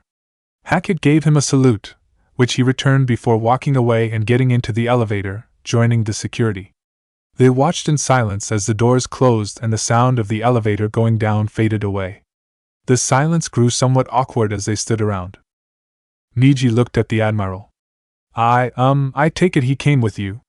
he asked hesitantly. He felt conflicted about what was coming next. While he was for the opportunity, he wished it was under different circumstances. "Yes, he did," the Admiral answered. The hatch opened again and more people stepped out. While some of them wore uniforms and some didn't, Leisha saw they all shared the same eye color of pure white, the same color her husband had. They walked in a formation, protecting a single person in the center. They stopped in front of the three and stepped to the side, letting the person who they were protecting step forward. Though he was older and held a calm expression on his face, he was a dead ringer for Niji. "Admiral Hackett, I thank you for providing me and my guard travel to Thesha," he said. "It was no trouble at all, Lord Hizashi." He smiled briefly before turning his gaze onto Niji. "Niji, I hope you have been well," he said, his calm expression replaced with slight warmth. He was glad to see him, but they were in public and he had to behave accordingly. "I have, Father," Niji greeted him in return. "You remember my wife, Leisha?" "Yes, I do." He looked at her. "You haven't aged a day, dear." "You flatter me, Lord Hyuga," she replied with a smile. She had met Niji's father before, at her wedding. She remembered him as a man who smiled at the antics of the children there. But he could be stern, like when he had struck one of his clansmen, who had gotten drunk and insulted Niji and her at the same time, and ordered him to leave. When the drunk clansman objected, he was thrown out instead. Afterwards, Niji's father apologized to everyone there and to them as well. "I take it that Hanabi hasn't left the hospital?" Hizashi asked. While it was good to see his son and daughter-in-law, it was the situation with his granddaughter that forced him to come here. When he had heard the news from his son, he had been floored. Then he quickly chartered a flight to Thesha. Thankfully, the Alliance military was there to help him along. Niji nodded. "Leisha's sister is keeping an eye on her." "Well, we might as well go see her." He started walking towards the elevator, with his guard close behind as well as Niji, Leisha. Hackett stayed, believing this to be a family situation, so he was not needed. As soon as they left, he went back on board the Normandy to inform the rest of the chain of command about the hospital situation. Urzia sat outside Hanabi's room, waiting for Niji and Leisha to come back or for Hanabi to finish the book she was reading. Hanabi always enjoyed reading ever since Niji first cracked open a book to read to her. When she started reading, she was engrossed in her own little world and got annoyed when someone brought her back to the real one. But while she read, her aunt was having a mental argument with herself. The scientist part of her wanted to keep Hanabi on Thesha and study her in order to figure out how she had gotten chakra and discover a way it could be given to others. The two foremost solutions that came to mind were cloning, or when she could breed. The other part of her, the part where she was a person, and the bigger part, refused to let that happen to her niece, not even if it would greatly benefit the Asari.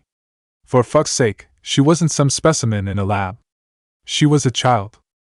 While she argued with herself, Niji, his father, and Leisha came around the corner. Urzia, Leisha called out, getting her attention and making her standing up. My father-in-law is here to look at Hanabi to confirm what Niji has suspected. Lord Hyuga, she greeted formally, bowing her head. He returned the gesture. Thank you for watching over my granddaughter, Dr. Urzia. Hizashi replied. Is she asleep? Niji asked his sister-in-law. She shook her head. She was awake and reading, last time I checked. He walked over to the door and knocked on it before opening it. Hanabi, your grandfather is here to see you, he told his daughter, who was sitting in the bed with book in hand. She looked up with interest. Grandpa's here? She asked, putting the book aside as her father walked into the room.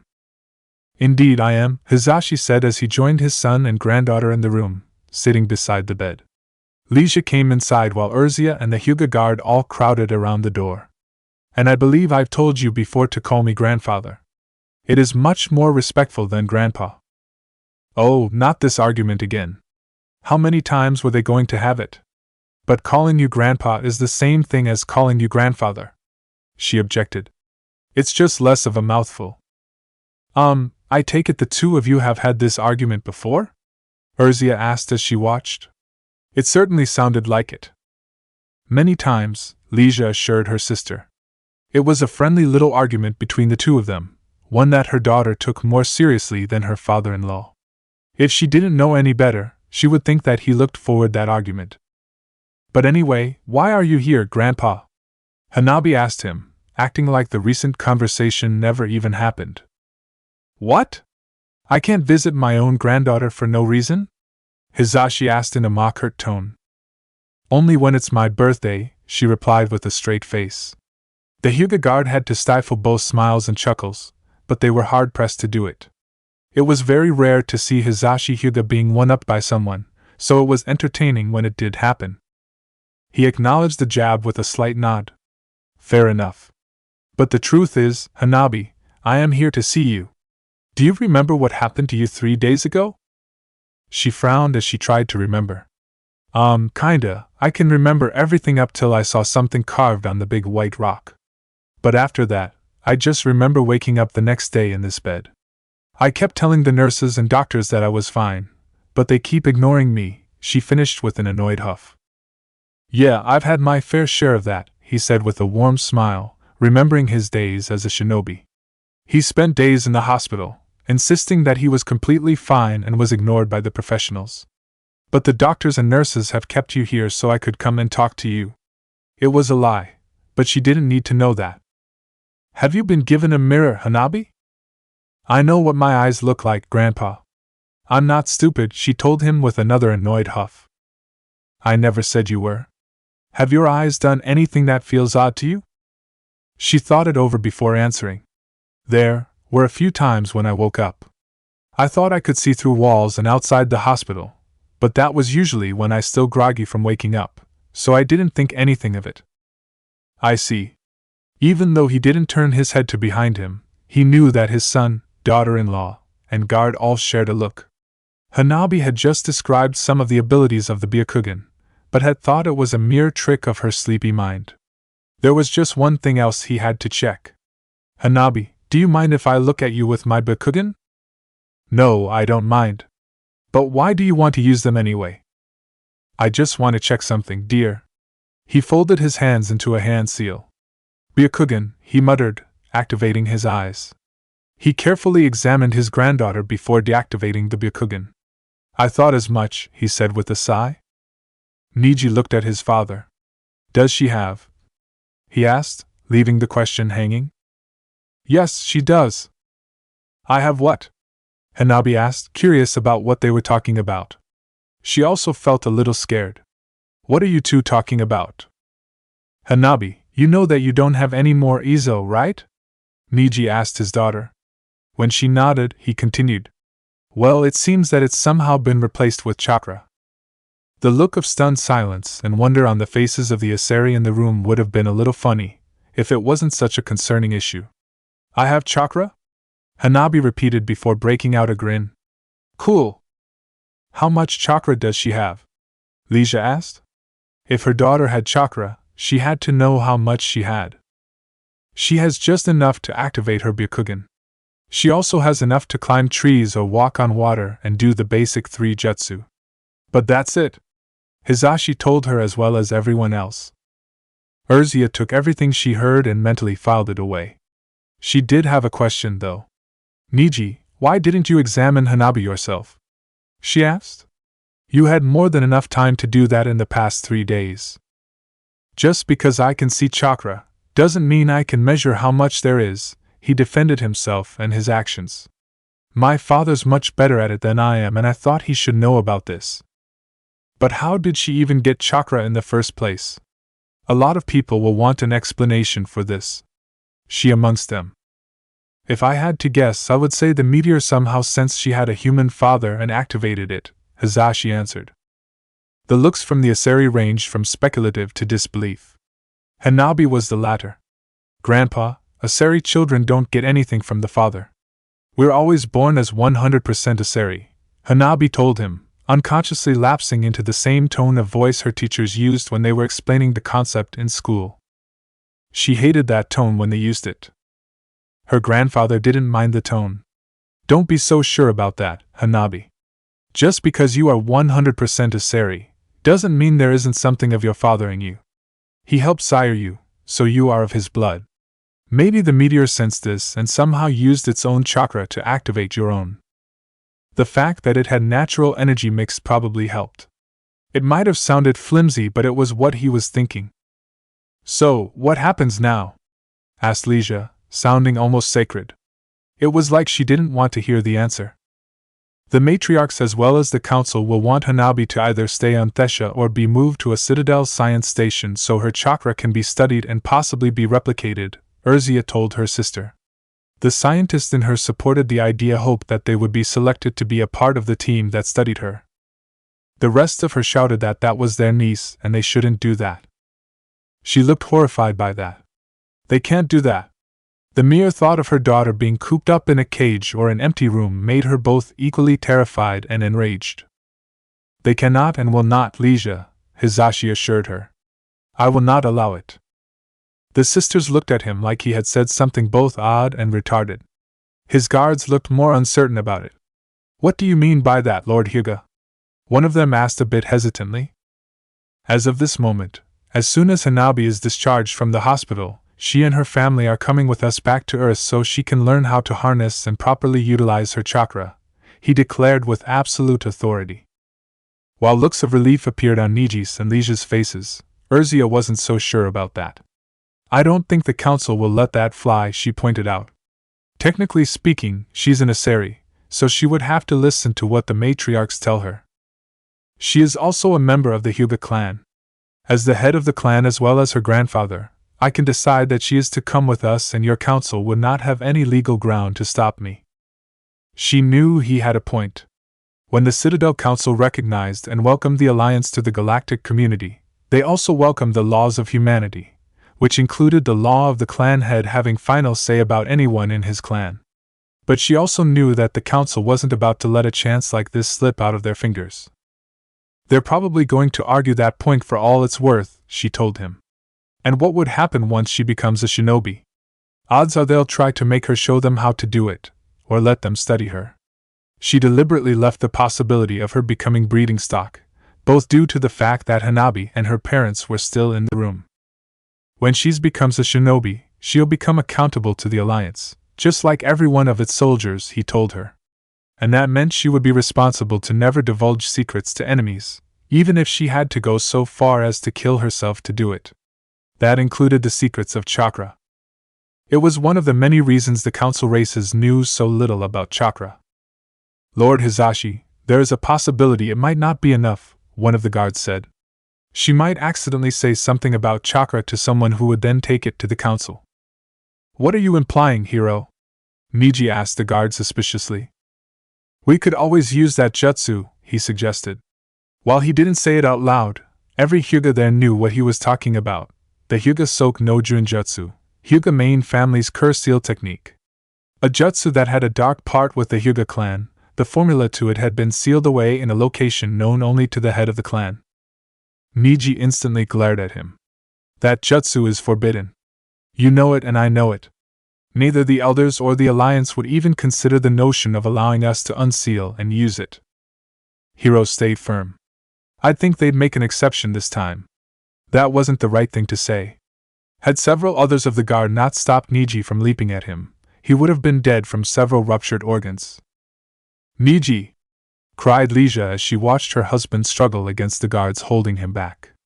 She knew that her husband was dangerous, but she had never seen him try to attack someone so viscously.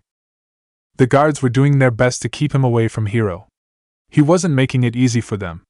Calm down, Niji! One of the guards, Kyo, pleaded with him. He wasn't paying attention to the guards. His eyes were on Hiro and only Hiro. You ever even think of suggesting that again, I will kill you! Got it? He yelled at him. Niji, you compose yourself. His father ordered, sounding like the clan head he was. This is a hospital, not a street or even a battlefield. He was still furious, but his father had a point. He forced himself to breathe and restrain his fury. Once he was certain he had it, he stopped struggling against the guards. Have you calmed down? Hizashi asked him. Yes, sir. He answered, speaking to the clan head and not his father. Good. He turned to look at Hiro, who was a little shaken at the display of rage Niji had shown.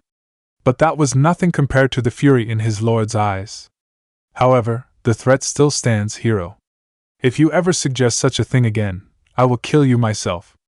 Are we clear about that? He asked in an ice-cold voice. Yes, Lord Hizashi, perfectly clear, he admitted. He knew just how dangerous his lord could be when he was mad. He had been at Niji's wedding. Excuse me, but I'm still here, Hanabi declared from her bed, getting the attention of everyone in the room. Besides, I'm not stupid enough to tell someone about a secret I know to keep quiet about, she said as she looked at Hiro, furious indignation shining brightly in her white eyes. My apologies, Lady Hanabi, he said, deciding to be a little more formal than needed. The last he wanted was to earn the unending ire of the clan head, his son, and his granddaughter all at the same time. Plus, Hanabi looked very much like her grandfather in that moment. Besides, you all haven't asked what I think of all this and what I want to do, she pointed out. If she was what the talk was all about, shouldn't she be involved in it? They had been talking like she wasn't even in the room. The adults in the room had the decency to look embarrassed. She called them out and they hadn't even realized that they were doing it. Then what do you think about all of this then, Hanabi? Niji asked his daughter.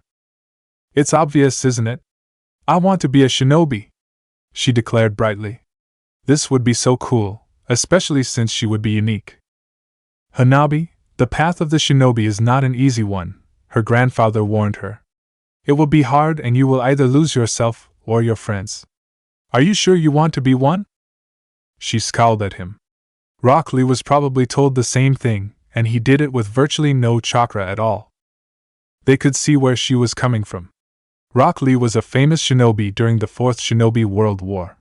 He was a shinobi who could only use taijutsu, but that didn't stop him. He had focused everything into learning taijutsu that by the time the Fourth Shinobi World War ended, it was said that he could knock a house down with a single punch, although there were some stories that said he could do that with just a sneeze. Even shinobi who weren't from the same village as him had been cautious and respectful to him. So you believe that you can be the same as Rock Lee, is that it? That will be quite difficult. Hizashi warned her. It would be a lot of sweat and blood involved in what she wanted, possibly tears too. I can take it, she stated with absolute certainty. She was a Hyuga, after all. He looked her straight in the eye and saw she meant it. He smiled. I'm sure you can. Lord Hizashi, I just got a message from Captain Anderson, Kyo said, removing his hand from his Omni tool. He says that they're already at the crash site. All they need now is you. Thank you, Kyo, but I will not be going. I wish to talk to my granddaughter a little more about what she wants to get into. Niji will take my place. What? Father, are you sure about that? Niji asked in surprise. He hadn't been expected to be given the honor of what his father gave him. His main concern had been about his daughter. It would be better if the head of the clan be there instead of his son. His father looked at him. Niji, your namesake had fought alongside him in the Fourth Shinobi World War and had died protecting him. As his descendant, it would only be right for you to be the one to bring him back to the land of the living. He still felt that his father should do it, but he could also understand his reasoning. Very well, I will go. He turned to the door. Kyo, contact Captain Anderson and inform him about the changes in plan. I'm going too, Urzia declared. The humans looked ready to protest, but she stayed firm. There is no way I'm not. I've been trying to get that meteor open for 3 days straight. I'm going to be there when it opens. Her eyes silently dared anyone to say otherwise. Niji knew that look. He saw it plenty of times from his wife. She also had a fair enough of a point. Fine, you're coming with me then. Will you come too, Leisha? He asked. She shook her head. No, I'll stay here with your father and talk to Hanabi. There's going to be a lot of details regarding the move to Earth. Not to mention moving into the Hyuga clan compound. Okay, I'll see you and Hanabi later. He and Urzia walked out of the room. Half of the guard followed them while the other half took positions outside of the room. They would stay there until their lord was ready to leave, and judging by the serious looks on both mother and grandfather, that wasn't going to happen anytime soon. Niji and Urzia walked into crash site with the Hyuga guard behind them. Until 3 days ago, the place had been filled to the brim with scientists and military personnel from all 3 of the council races, almost overrunning each other trying to figure out the meteor and how to open it. Now only humans who were there, all military. No sign of any scientists. Each and every human there was either in uniform or in armor. They all kept an alert eye with their fingers on the gun triggers and kunai holsters on their legs. Captain Anderson, Niji greeted the captain as they walked up to him, saluting. Anderson returned the salute. I received the message from your father about you taking his place, he said shortly but not curtly. Niji could understand why he was like that. They didn't really know each other. The first time they met was 3 days ago, when Niji ran for the communication room in the hospital. Flashback. He all but ran into the room, closing and locking the door behind him. As he stepped into the middle of the room, the Resident 6 came to life. Greetings, how can I help you today? It asked him. I need you to put me into contact with the Systems Alliance HQ, he told her. Send the transmission as with the Alliance priority tag 0. That was the priority that would be sent to the nearest available admiral. To have gotten a priority 0 meant that that's something that could either be beneficial to the Alliance, or very harmful to them had been discovered. Sending transmission now, thank you for your patience. The 6 disappeared, and within minutes, which felt longer to Niji, a hologram of 2 people appeared. This is Admiral Stephen Hackett of the 5th Fleet of the Systems Alliance, and my associate, Captain Anderson. Hackett introduced himself and Anderson, gesturing to the man in question. Sirs, I am ANBU Agent Niji Hyuga, code name, Falcon. Niji quickly introduced himself, saluting and then rolling up his sleeve to reveal the tattoo only ANBU received. You've sent a priority 0 transmission, Falcon.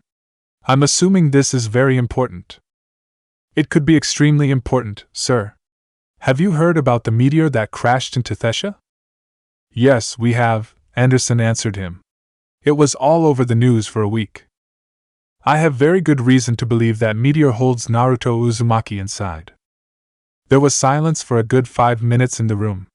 Are you absolutely sure about that? Hackett asked, completely serious. He had to be. Every shinobi knew how the Fourth Shinobi World War had ended, how Naruto sealed himself away and disappeared into space. But they never thought that he would return. That part of the story always felt like a myth. Some shinobi had held hope that he would come back. Now with the news he just heard, that hope might be real. Niji nodded. Yes, Admiral, I am. When my family went to visit my wife's sister, she allowed me to take a look at the meteor so I could prepare a preliminary report for the Alliance when they arrived. I found that the entire meteor to be bathed in chakra that had natural energy added to it. There was also a carving on the side that the kanji for seal, the symbols of the hidden villages that belonged to the 5 great shinobi countries encircling it, and the words Shingetsu no Kaimusho. Hackett and Anderson's eyes went wide. He didn't stop there. According to my sister-in-law, Dr. Urzia Legos, the carbon scanning on the meteor put it to be just a little over 2,000 years old. When I learned from Dr. Urzia that the meteor was giving off a life signature, I looked closer and could almost make out a human-like figure. Is that all you found out about this meteor? He took a moment to take a deep breath. While he knew had to inform them about this, he still felt he was about to walk a very thin rope. No, sir, there's one more thing. It was my daughter who pointed out the carving to me, and before anyone could stop her, she touched it. When she did, the entire meteor lit up and everyone at the site was driven to their knees by a presence that had suddenly appeared. When the presence was gone, my daughter was unconscious. We rushed her to this hospital, and we have just discovered that she no longer has any Izo in her body and that her eye color has turned white, Hyuga white. I suspect that she now has chakra. The 2 holograms were surprised by that admission. And that all happened to her just by touching the meteor? Anderson asked for clarification. This was something they couldn't ignore, even if what Niji thought about the meteor was wrong. Yes, sir. Hackett stood in silence as he thought this over. If what you said is true, Falcon, then this has become very complicated, he finally said, earning looks of confusion from both Anderson and Niji. What do you mean, Admiral? How is this complicated? Niji asked. If the meteor does hold Naruto Uzumaki, then should we even let him out? That question stunned him stunned. Once that passed, he got angry. With all due respect, Admiral, it was the dying wish of the surviving members of the Konoha 12, as well as the Godame Kazekage and Hokage, that should Naruto Uzumaki ever be found, he was to be freed immediately. He retorted. Falcon has a point, sir, Anderson agreed. I have lost count of how many kids who wanted to become shinobi so they could be like Naruto Uzumaki. He's the best symbol of humanity we could ever hope to have. I understand that, Anderson, I do. But we have to face the facts. Naruto Uzumaki was sealed away while he was fighting a war. What can we do with a shinobi like that in this time, especially since there is no war we're fighting? They saw his logic and understood it. What could they do with a shinobi who had been in the midst of a war when they were in the middle of peacetime? That was when Anderson thought of something that would have made any sane man look at him like he had completely lost it. I have an idea, he announced. Once he shared his idea to both Hackett and Niji, both were utterly stunned. Anderson, are you insane? Hackett bluntly asked him. Do you have any idea how Ambassador Udina will react if I suggest that idea to him? Probably the same way we have. But if he thinks it over, he'll see the benefits of it. Naruto Uzumaki is the only reason humanity isn't enslaved to Obito Uchiha and the infinite Tsukuyomi, Niji added in, beginning to see the benefits of the idea Anderson proposed. He is one of, if not the greatest hero of humanity. Personally, I can't think of as a more suitable candidate, sir. Hackett just stared at the two of them before releasing a small sigh. Captain Anderson, I want you to send word to have the key released from Konoha's vault and brought on board the Normandy with a full guard. In the meantime, I'll make the call. Understood, Admiral, Anderson answered. End flashback. It was after that call was over Niji made another one-to-ear-thin order to inform his father about Hanabi, telling him the same thing he had told Hackett and Anderson about her lack of Izo, her change in eye color, and his suspicion. And now they were here, about to experience a moment none of them really thought would happen. Niji stared up at the meteor. He almost felt like his heart was on the verge of stopping before he did anything. Are you ready? Anderson asked him, bringing him back into the real world. Yes, I am, he answered. He was nervous, who wouldn't be if they were in this kind of situation, but he was ready. Where's the key? It's over there. He pointed over at the chest brought from the Normandy. It was on the ground next to the meteor, still surrounded by its guards. As Niji made his way over to the chest, Urzia wondered why there was so much security for one key. She finally saw it when Niji knelt down, placed his hand on the chest and focused his chakra onto it. His hand was wreathed in the blue energy. It flowed down and touched the chest. Then it disappeared and he removed his hand. The sound of locks unlocking filled the area. When the sound died away, he opened the chest and gently pulled out a single piece of paper with the kanjis for freedom on it. He held it like it would break apart at any second. Urzia stared the paper in abject disbelief. That's the key? The thing the human race considers to be its most valuable treasure? She asked. That was one of the things the Nebula gang was killed for? It's a piece of paper. That outburst got her several dirty looks from the humans. Niji ignored her. He was too busy walking over to the meteor. It's more than that, Dr. Urzia, Anderson told her quietly. It's not the thing itself that we consider valuable, but the promise it holds. And what promise is that? It's the promise that if our greatest hero was ever found again, we would be able to free him. That sounded like something out of a story, but the way he said the words, he meant each one of them. So why is Niji the holding it? Wouldn't this kind of thing require that a higher-ranking officer be the one to do it? She meant no disrespect to Niji, but he had never told her what his rank as a shinobi was. He could have been an enlisted man for all she knew. Because only the descendants of the Konoha 12 are able to use it. And Niji Hyuga is directly descended from Hinata Hyuga. With the key in hand, Niji walked over the spot where the carving was found. He stood there for a minute, just looking at the carving and taking in the moment.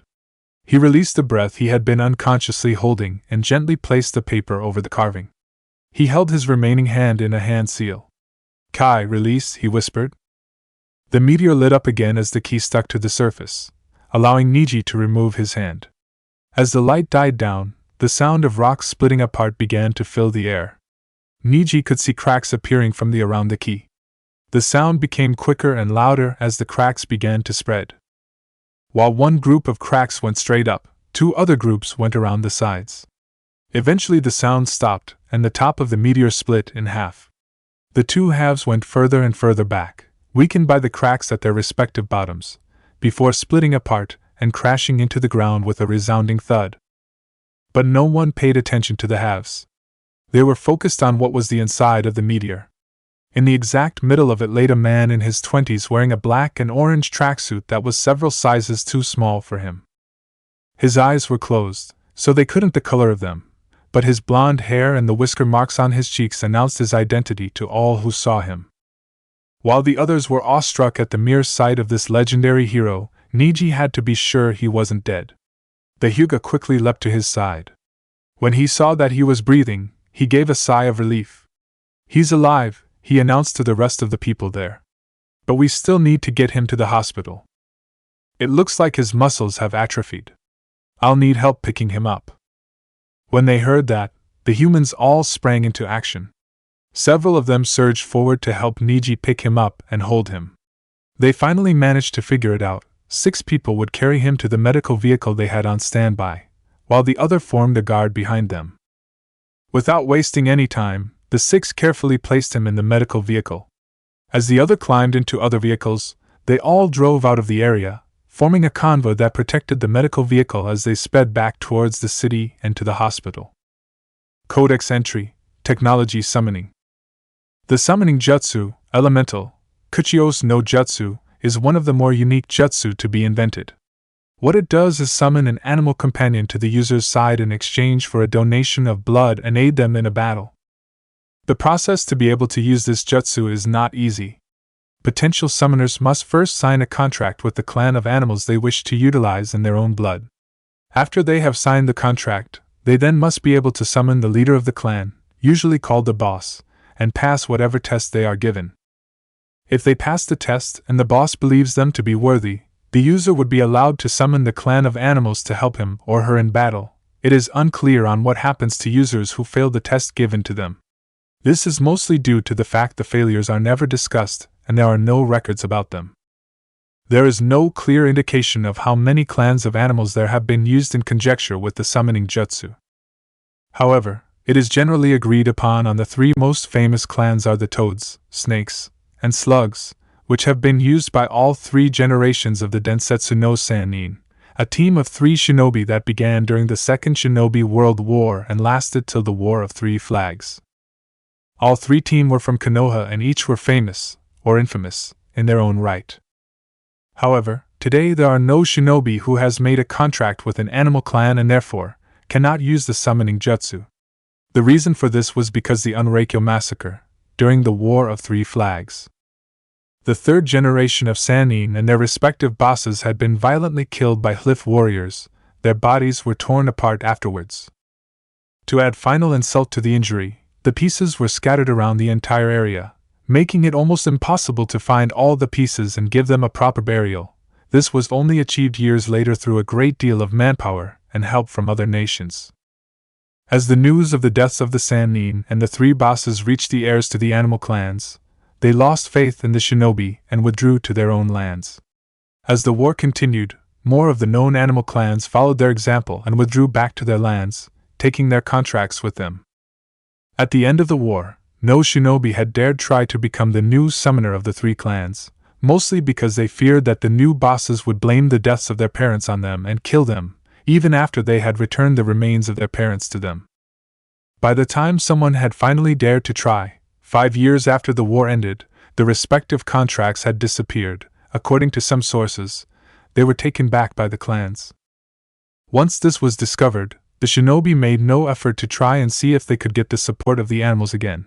When asked that question, a shinobi historian famously said, "Because they weren't that stupid or crazy."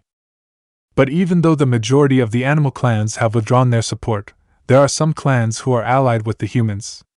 This is considered rare, mostly due to the fact that most of the clans were allied with the shinobi.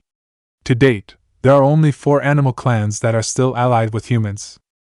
The difference between these clans and the elemental clans is that they are passed down not from teacher to student, but from parent to child, as well as hailing from a land outside of the elemental countries. There's the goats, which comes from Midgard, see Ver clan, the bears, from the frontier, see House Ursity, the kangaroos, from the down under, see Clayton family, and the jaguars, from the great jungle, see Gato Manchado tribe. While House Westplain from the frontier claim there is a contract for horses, either the contract nor the horses have been seen in action. And although some might claim that Midgardian berserkers have summoning contracts, those are totems that grants them the animal's strength. Chapter 4. Waking up in the wrong time. Location: Thesha. Hackett, Anderson, and Niji stood in front of a large window in the hospital. In the other room, lying on a table, was Naruto. He still wore the tracksuit they had found him in, his arms and legs several inches past the ends of the sleeves and pant legs. He wasn't wearing his headband, but they weren't concerned about that. They were more concerned about the man himself. "How has he been coming along?" Hackett asked a nearby doctor, Eiji Kaba. He sat in front of a screen which was monitoring the unconscious blonde's heart rate and brain activity. It was also checking an assortment of things on him, but it was only the heart rate and brain activity showing on the screen. "He's improving, sir," Eiji replied, quickly checking another window on the computer. "His muscles have completely recovered from the atrophy they were suffering from. But he won't be back to the speed he's used to until he gets some training done. Aside from the fact he hasn't had anything to eat or drink in a long time, all of his vitals have mostly recovered. The only thing we can do now is for him to wake up." "Hard to believe we only brought him in 2 days ago, when he's recovered this much," Anderson remarked. When they brought the unconscious man to the Cerise Republic Hospital, the men had all but kicked the doors down. They were yelling at everyone to get out of the way as they rushed the gurney carrying Naruto towards the elevator. If anyone had gotten in the way, they would have been run over. Thankfully, no one had been. The door behind them opened, making all in the room turn around and see who was coming in. It was an Asari and a Turian. The Asari's skin was a deep blue, and while she walked with grace only an Asari could pull off, she wore a stern look on her face. The Turian was encased in black armor that had red highlights. While his skin was also red, his facial markings were white and covered the majority of his face. "Gentlemen," the Asari greeted them. Her voice was diplomatic, but it was clear on her face that she didn't want them here. Hackett looked at the Asari. "Matriarch Moria, thank you for allowing us to use your facilities," he said with a respectful incline of his head. He knew who she was by reputation. Matriarch Moria Axia was one of the Cerise Republic's matriarchs and the head doctor at the hospital. However, she didn't think very highly of humans, especially when it came to chakra. One of her more famous quotes when it came to them was that they were a bunch of ignorant and idiotic creatures who didn't know when to give something to the professionals so it could be properly studied. The Alliance's reply was simple. They did hand it over to the professionals. It just so happened that none of them were on Thesha.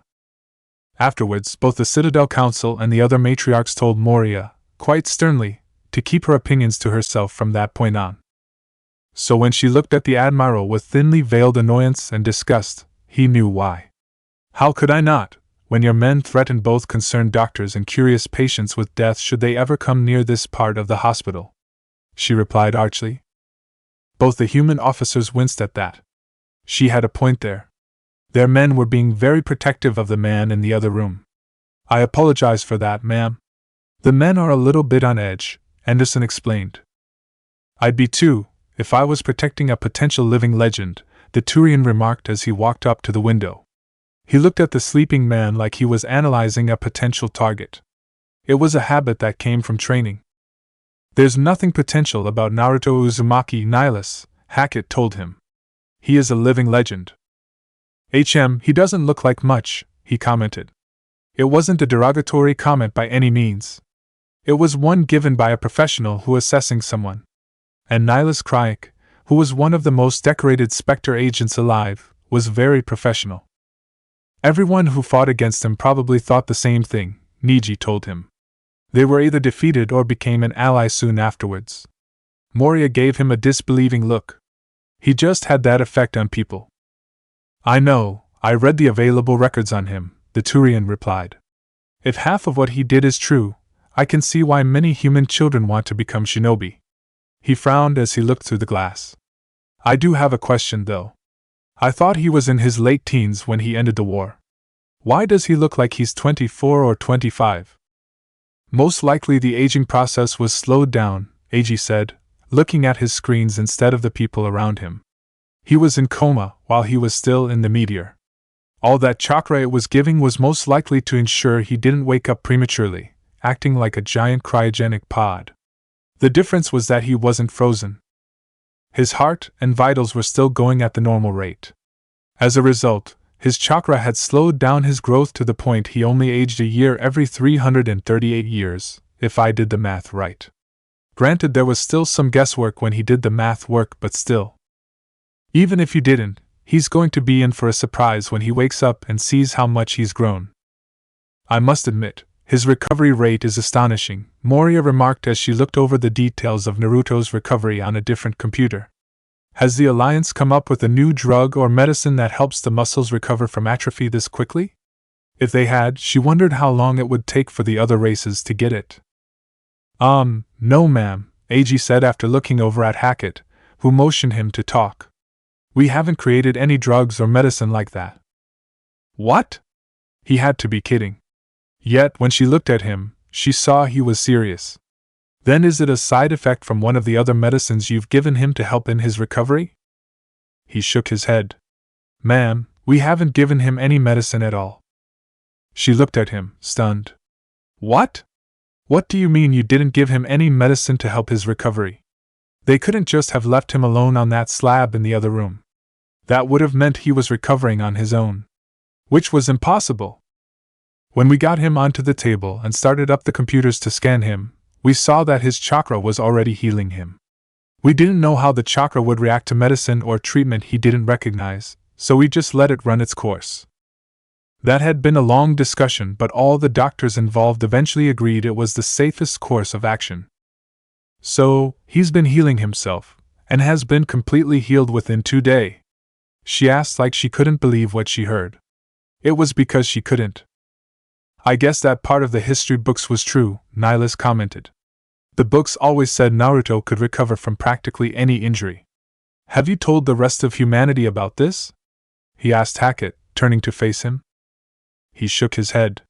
No, we're going to wait until he wakes up and gets all the rust he'll probably have off. The last thing we need is for this to become a media circus. They all wince at the thought. The paparazzi would be hounding them to get answers, not to mention the amount of people who would besiege the hospital just to get a look at him. Not to mention the Niners are going to have a conniption when they hear about him. Anderson muttered, earning looks of disgust and distaste from the other humans in the room. Anyone else wanna bet they're going to make the crash site into a holy place without giving a damn it's on the Asari homeworld? Eiji asked, raising his hand. The other humans did the same. Nihilus knew about the Church of the Nine. Supposedly it was a human religious sect that declared that the Biju were divine beings and that their Jinchuriki were both their avatars and their messengers.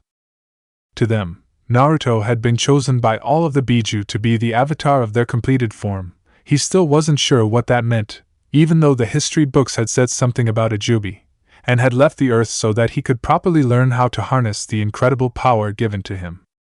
When he returned, he was to be the sword and shield of humanity, protecting them from any threats. That was what they preached anyway. In reality, the idea was they would use him as an excuse and figurehead to launch a holy war against the rest of the galaxy. It was well known that several members of the church were also members of the political party Terra Firma. Not a lot of the galaxy thought too highly of the church. Even their nickname was a derogatory slap against them. But they were still around, which meant they had connections. And now that their mythical savior was now real, they would probably do whatever they could to get their hands on him and use him for their own need. Personally, he hoped that this supposed legend wasn't gullible or stupid enough to believe them. As he mused about that, he noticed something going on with the blonde. What are his eyelids doing? He asked, getting everyone's attention. They looked like they were moving, but his eyes were still shut. Eiji looked up at the window, starting to worry something had happened. Once he saw the eyelids, he calmed down. That's REM sleep, he explained. He's been like that for the past couple of hours. It just means he's dreaming. He lowered his gaze back to the computer screen in front of him. So he's not unconscious anymore? He's just asleep? He asked for clarification. Yeah, that's the gist of. His voice trailed off when the computer in front of him started making a lot of noise. Whoa, what's going on? He asked himself. What's wrong, Dr. Kaba? Hackett asked him. According to the computer, his brain activity is spiking and he's pumping out a lot of adrenaline into his body. What does that mean, Doctor? Anderson asked. Is he having some kind of dream? I'd say it's more along the lines of a memory. He could feel the power course through his body. And he could feel it trying to tear him apart. He could feel it attacking every single cell in his body, trying to destroy them and take their place. He fought back as best as he could, trying to stay human. But he was running out of time. Unless he was properly dealt with, he would lose control. Naruto! He heard someone shout his name. The sound of people landing on the ground around him filled his ears. He looked up and saw his friends surrounding him. They were stunned but also worried. Perfect timing, guys, he said with a grin. It disappeared when blood spilled out of his mouth. He spat out what was in his mouth. It left a bad taste. I appreciate you guys staying out of the fight when you got here. I don't think I could have fought Obito and made sure you were all safe at the same time. Get off your high horse, Dobe, his rival and best friend told him. Sasuke was smirking, but it looked forced. We could have taken care of ourselves. Perhaps, but that doesn't matter now. He stifled a shout of pain as he felt the pure power he had torn out of Obito piece by piece try to engulf him. He had to stay in control. He had to force himself to stay in control of his own body. Did you guys all find what I had left for you? We did, Shino answered. Good. He growled as his arm grew bigger and blacker, turning white. The pain from that alone was enough to any man lose his mind, and he had to deal with more than that. Look, you guys know what to do with it, so do it. He forced his will over his body, making his arm turn back to normal. Naruto, we don't need to do this. Ino protested. Lady Tsunade is only a few minutes away. If you can hold on, she can help you. Tsunade had come herself? He didn't think that would happen. That was rude. She would have come. I think we can both agree that I don't have a few minutes, he said with a small laugh. The laugh turned into a hacking cough, leaving blood on the ground. I don't think I even have a minute. Do you have any idea what you're asking us to do, man? Kiba asked, both anguished and angry. Course I know what I'm asking of you. I created the damn thing. He forced the pain down so he could focus on his friends standing around him. Besides, it's not like I'll be gone forever. He would come back. He made sure of it. But we won't know if you'll come back when we're still alive, Hinata objected. She looked like she was about to cry but was holding it back as best she could. But you all will still see me every time you look up the sky. It's not the same thing, Naruto, and you know it, Shikamaru told him. He looked at the Nara. He was still trying to figure out a way to stop this from happening, a plan that would save his friend. Don't try to think of a different way to fix this, Shikamaru, he replied quietly as he focused on his arm, forcing it back to normal. There isn't one, this is the only way. We can't just do that to you, buddy, Choji told him, tears flowing freely down his eyes. We can't imprison you like that. You have to. If you don't, then there's no guarantee I won't hold it back and not lose control. Of course, you can do it. You are Naruto Uzumaki. You will be able to hold it back alone with your flames of youth alone, Lee told him. He couldn't help but smile slightly at that. Lee, I don't think my flames of youth won't hold it alone, he said. Even though he was trying to look cheerful, they could tell he was forcing it. He was fighting for all he was worth for control and he was losing the fight. Hey, don't give me those looks, he admonished them. With this, the war will be over. That was what they had all wanted. The end of the war. The war that had continued for 2 long years. The war that continued after Obito had surprisingly quit the field and spent the next 2 years torturing Naruto to show that all he believed in was worthless, by either showing signs that he would target a random town and destroy it. Often moments before the shinobi got there, or sending those who had flocked to his power to destroy just as they arrived, causing a battle to happen, where he would always observe from above where no one powerful enough could touch him, like a god observing mere mortals. The war where he had so effortlessly destroyed the revived Hokage and Madara Uchiha before stealing the half of Kurama from his father before he disintegrated and left, challenging anyone to come after him. The war where Naruto felt responsible for every attack, every village that had been burned to the ground, and pour everything he had into stopping his sensei's former teammate. And now he had. Naruto, you have to fight it. You can win, you know you can. You don't need us to do this to you, Tenten told him. She didn't want to lose him, none of them wanted to. They still believed that he could win, that he could beat the thing trying to take control of him. While he probably could, there was only one way he could do it safely. I told you guys. This is the only way. He fell to his knees as horns began pushing out of his back, stretching against the fabric of his clothes. His cry of anguish and pain was cut off when he threw up blood.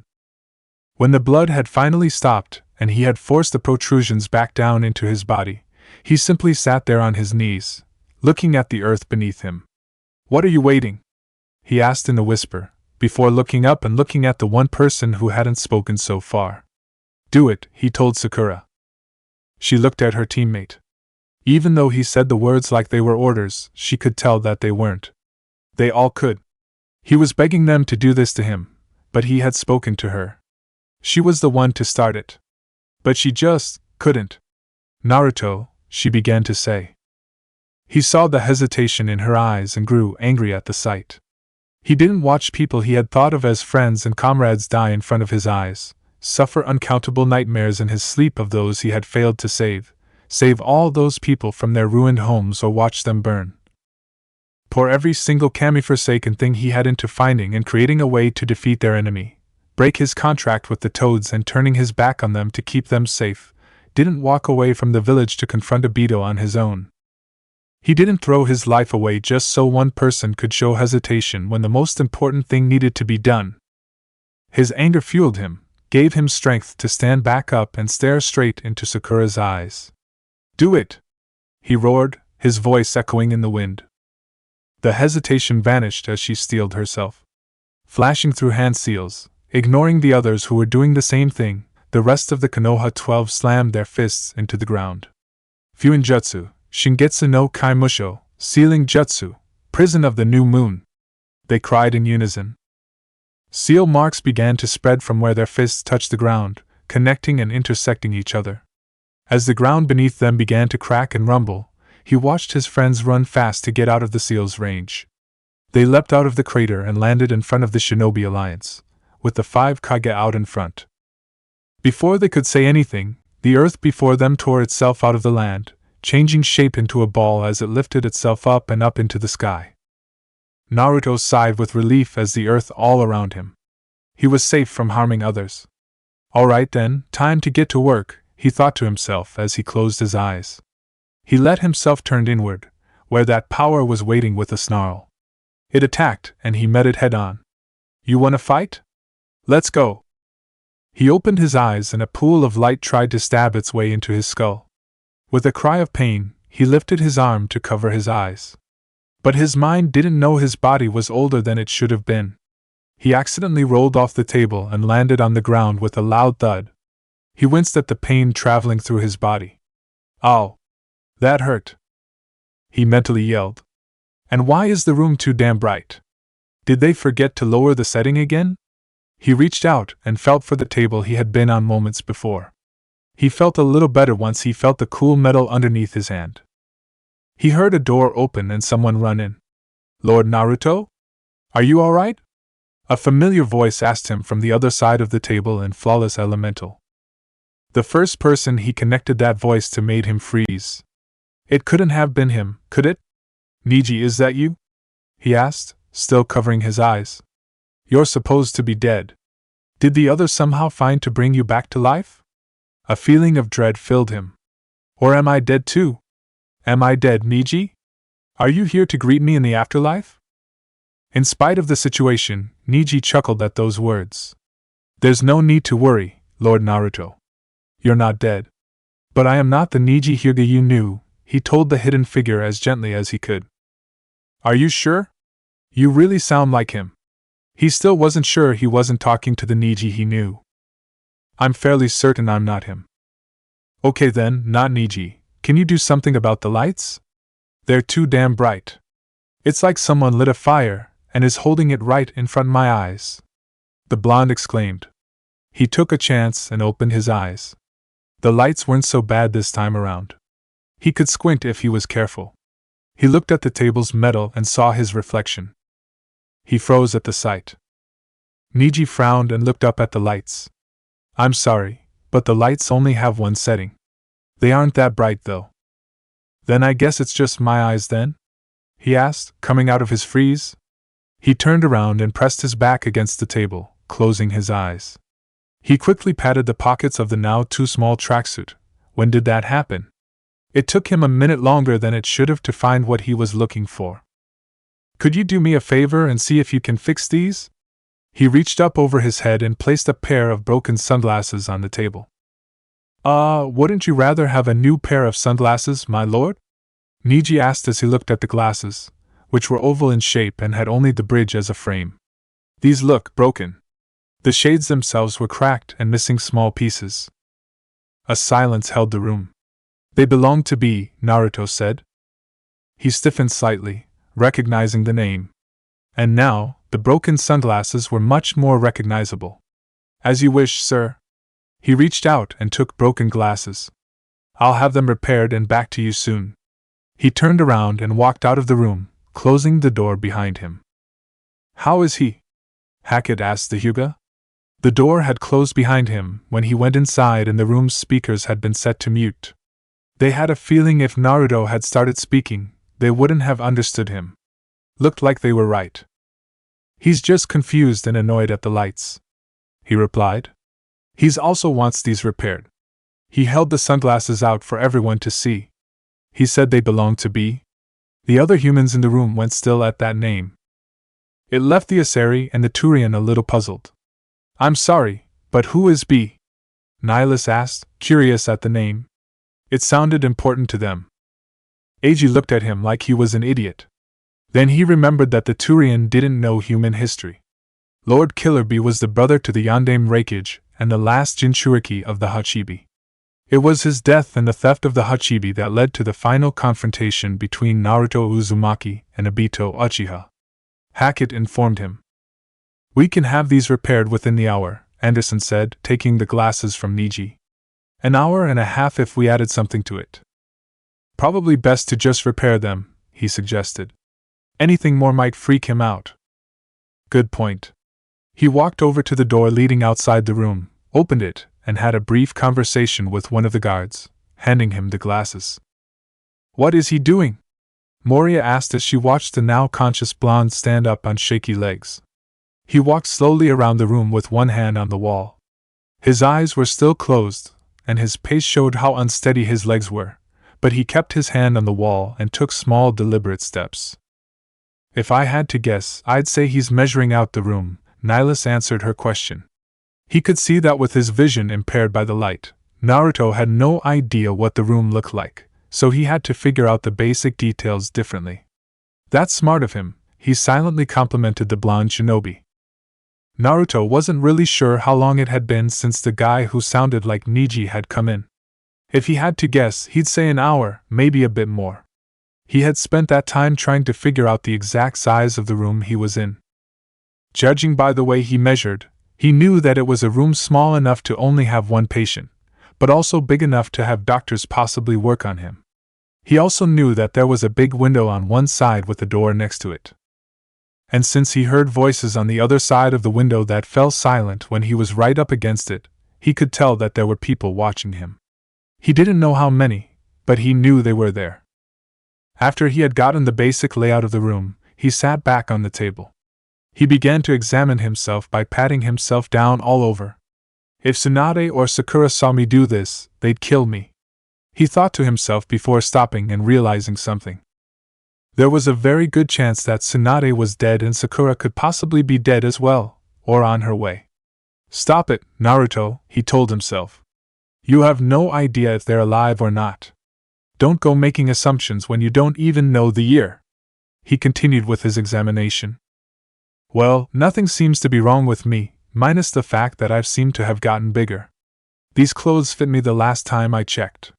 What happened there?" He heard the sound of the door opening and someone walking in again. "That you, not Niji?" he asked without turning to face the guy. It would have been a little redundant since he couldn't see him anyway. "Yes, it is, Lord Naruto," Niji answered. "We've managed to fix the sunglasses." He placed the glasses in question on the table next to the blonde. That was fast. It only took an hour to get them fixed. He knew how badly damaged those glasses were when he picked them and carried them. "You can thank technology for the speediness." He slowly reached out and took hold of the glasses, placing them over his eyes. This time, he could see the room without his eyes hurting. He turned and quickly looked at the room, filing away the details about the room that he had missed. He then looked over at Niji. "Kami, are you sure you're not the Niji I know? You even look like the guy." It was a spitting image of his friend. Niji could only smile. "I assure you, my lord, I'm not him." "Would you stop it with the my lord already? You're making me feel old." Oh, the irony, the humans listening in on the conversation thought to themselves. Niji felt the same way but asked him something else. "Well, how are you feeling then, Lord Naruto?" He frowned at the tittle. "Just call me Naruto, would ya?" He wasn't sure if he could do that. But with the way the blonde was staring intently at him, he felt like he didn't have much of a choice. "Alright, Naruto, are you feeling alright?" "I feel a little stiff and sore," he admitted. "I guess I was sealed for a long time then?" The other shinobi turned solemn. "Yes, you were." He didn't like that look he was seeing or the neutral tone in his voice. "Don't beat about the bush. How long was I gone?" he asked, nervous to hear the answer. Niji could understand that feeling. He would have felt the same way if he was in the same position. "You've been sealed for 2024 years, he said gently. Naruto was blown back by the number. He knew he would be sealed for a good amount of years. But what he had expected was 50 years, maybe a century, Not over 2 millennia. You mean I've spent just over 2,000 years orbiting the Earth? He demanded. That's impossible. I should have fallen from the sky a lot sooner than that. You made an error, Niji said quietly. What? What do you mean I made an error? He demanded as the nervousness in his voice now had a bit of horror and panic mixed in. Oh boy. This felt a lot harder now. After you were sealed, the rest of the Konoha 12 had looked over the blueprints of the seal. It turns out that you had made a slight mistake when you drew it. But it was enough of a mistake to send you flying out into space rather than orbiting the Earth. I'm not even on Earth? He asked, sounding like he was a little child who couldn't believe what was being shown to him. He shook his head. No, you're on a planet called Thesha, home of a race called the Asari. In the past 3 decades, the human race has managed to reach up out into space, colonizing other planets. Since 2157 C, we have been in contact with aliens and… Hold it, he shouted, waving his hands to stop the Hyuga. Too much information is being shoved into my brain at this point. I'm still trying to get over the fact that I'm not on Earth, and I've sealed inside that rock for at least 2,000 years. He would have continued, if a large growl hadn't emanated from his stomach, cutting off his tirade and making him look embarrassed. Are you hungry? Niji asked him, feeling a little awkward. I guess, he replied, sheepishly scratching the back of his head. It had been over 2,000 years since he had food. Come on, I'll take you to the cafeteria. We can get you some food there. All right, lead the way. They walked out of the room, the Hyuga in the lead and the blonde behind him. Everyone at the table could only watch Naruto eat in stunned surprise. If this is his idea of a little hungry, I don't want to see how much would qualify for really hungry, Nihilus commented in stunned amazement. I think he just underestimated himself. Being sealed for over 2,000 years could do that, Niji offered. Even so, he's on the verge of putting the Akimichi clan to shame, and that's saying something, Anderson replied. The subject of their discussion sat at the end of a nearby table. Naruto was eating everything and anything that was placed in front of him. Thankfully, the cooks didn't give him any dextro-based food. The food was disappearing down his throat so fast that they were half afraid that he would eat through the table if something wasn't in front of them. Naruto looked up from what he was eating and said something to Niji, speaking in rapid elemental. Niji looked amused for a quick second and replied back, making the blonde nod in understanding and turning his attention back to his food. What did he say? Hackett asked Niji. Their translator couldn't translate the rapid elemental. He wanted to know who Nihilus was, he answered shortly. Was that how he put it? No, he answered after thinking it over. What did he really say? Nihilus asked. His translator couldn't translate the elemental either. He said, hey second Niji, who's the bird guy with the face paint? They just stared at him before switching their gaze to the blonde, who was still eating without a care to them. We need to get him a translator, Stat, Anderson declared. Who the hell knows what would happen if he accidentally insulted someone? Probably a fight that'll end in a couple of seconds with him winning, Hackett answered with a straight face. What if he insults a Krogan? Nihilus asked. Truth be told, he was actually interested in seeing that kind of fight. I guess it depends on the Krogan, Niji commented. Naruto would probably be able to beat a Krogan who had a short temper. But it was up in the air if he went up against a calm one or worse, a warlord. In any event, we need to get him a translator, Anderson repeated his previous statement. I've already told him about it, and how it can be applied. When he heard about how it could be applied to jewelry, he gave me this. He pulled out a necklace that had a small green crystal on the end of it. While Nihilus had no idea what it was, both Hackett and Anderson did. It was the necklace of the Shodame Hokage, who gave it to his granddaughter Tsunade, who then gave it to Naruto. According to the history books, Naruto had searched every inch of where he fought pain looking for every single fragment of the crystal. When he found them all, he went to empty Maiboku and asked the toadsmiths to repair it, which they did much to his relief. He told me that we could install a translator in it. But he also warned me that if we break it while trying to install the translator, he will kill us slowly and horribly. That's understandable, Hackett said as he took the necklace from his hands. I'll have a technician install the latest translating software into it, and caution them to be very careful with it. He turned around and walked out of the cafeteria, secretly glad he could stop watching Naruto fill a hunger that was over 2,000 years in the making. Well, that takes care of the translation problem, Nihilus remarked. That may be, but he also asked for an elemental to English translation book so he could study it, Niji told him. He had told the blonde about the different language he was speaking when he briefly spoken with Hackett and Anderson when they first passed them.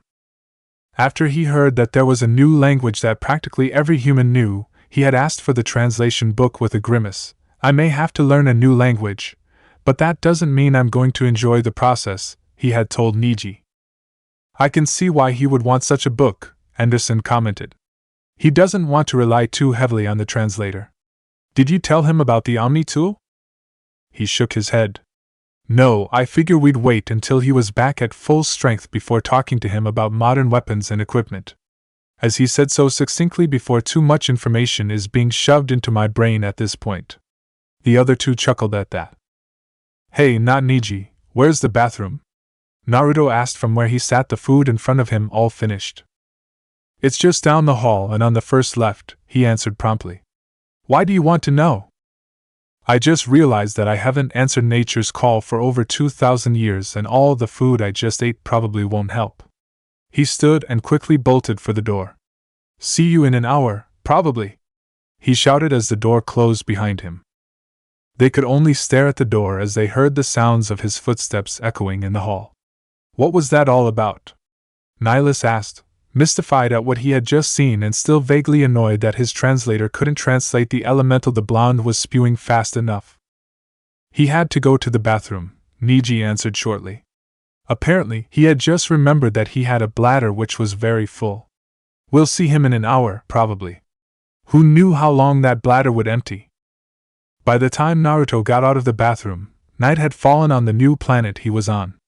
He had been given a new room that had a bed along with a table and a chair. He had a nice view of the city, which looked strange to him, and the bed was actually quite comfy. But the windows themselves were locked and there were 2 armed guards outside his down. He didn't know what the fuss was all about. It wasn't like he was going to try and escape. Where would he go in the first place? Sighing, he sat down at the table. He still had trouble believing everything he had heard. He was on a different planet, in a completely different part of the galaxy, and it had been 2024 years since he had been sealed. A part of him still hoped that this was all part of an incredibly bad dream, forcing him to dream it because he had been stuck inside the meteor for so long.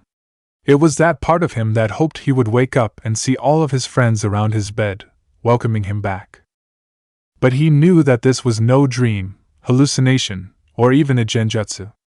This was reality, and he was stuck with it. He knew that the men in blue military uniforms, as well as the strange bird-looking alien, which he had been told was something called a Turian, whatever that was, wanted something from him. Why else would they release the seal and free him? It sure wasn't for publicity's sake, that was for sure. But he knew that if he wanted to know the answer, he would have to stick around. But it would probably be difficult for him. It already was. Every time he looked at not Niji, he saw the one he knew. He kept being reminded of the times the two had been through, both good and bad. But most of all, he was reminded of how he had died in his arms during the war. Despite his claims to everyone that he was okay, the memory of Niji's death was one of the many things that haunted his dreams. Every time he saw it, he tried to stop it, to change it somehow. But in the end, it didn't matter. A friend was dead and Obito was watching from on high. Knock it off, Naruto, he berated himself. You defeated Obito and won the war. There's no point in mourning Niji's death anymore. The rest of them are dead as well. You'll just have to move on. He said this to himself, but a thought kept looming around in his mind. If he had met a person who looked like the Niji he knew, what if there were others just like him? People who had faces so familiar to him, but didn't know who he was. It was a frightening thought and a horrible one as well. He shook his head vigorously, shaking himself free of that train of thought. I need something to distract me, he thought to himself. Looking over at the other side of the table, he saw the book that not Niji had given him. It was the translation book that he had asked for. He wouldn't his necklace back until the next morning. Apparently it takes longer to install a translator in a piece of jewelry than to repair a pair of sunglasses, so it was probably a good idea to make use of the book in front of him. He took it in his hands, placed it in front of him on the table, and opened to the first page.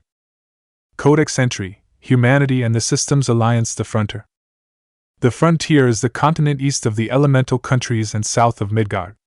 It is called the Frontier because it was generally believed that if you tried to go any further east, you would reach the edge of the world, which had been proven false once the human race discovered that the earth was round.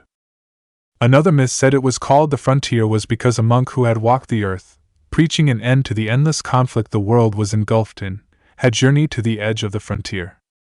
When he returned, he had told others who had followed him that was as far as his message could go, that there was nothing beyond the edge of that land. Shinobi historians believe this monk to be the Rakuto Sennin, sage of the Six Paths, and have pointed out similar facts between the monk in the story and the monk of legend.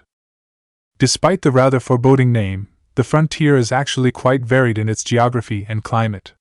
There were multiple forests up and down the western side of the continent, many of which had cut down during the Empire of Steel's beginning. The further east, the more grassland instead of forest. The grassland will eventually become more and more arid before eventually becoming desert, which is known as the Damned Land. The frontier is home to the Empire of Steel, a nation that stretched from the western coast to the edges of the Damned Land. The empire is so named because it turned to science and technology, believing that iron would evolve as time went on and lead them to victory. That belief was cemented when they found how to create steel, thus giving the name of the empire. While initially known as the Iron Kingdom, the name changed as their borders spread and technology grew. However, the ruler of the empire is still known as the Iron King. Once they had discovered that steam could be used as a source of power, a great many of things were invented that could use steam as fuel. This technological breakthrough, at the time, helped the empire expand immensely, using the weapons that had been created from the foremost scientists and engineers. These weapons helped keep the empire stable for a long time. The empire had some trade dealings with Midgard, though there were some tensions between the two nations. When the elemental countries encountered them, the tensions rose before finally reaching the breaking point. See War of Three Flags. After a peace agreement had been reached, the citizens of the empire were allowed to learn how to harness the chakra inside of them and become shinobi. However, due to the fact that the chakra inside in the average frontiersman was only mid-genin level, most did not join and instead became scientists and engineers, showing their technology to their new allies, who were also able to improve on them. This has continued to the modern day. Most of those who are from the frontier and in the military are usually in the Navy, serving as pilots, navigators, or engineers. Hit like and subscribe if you like this one, and also please check the author in the description. Let's start.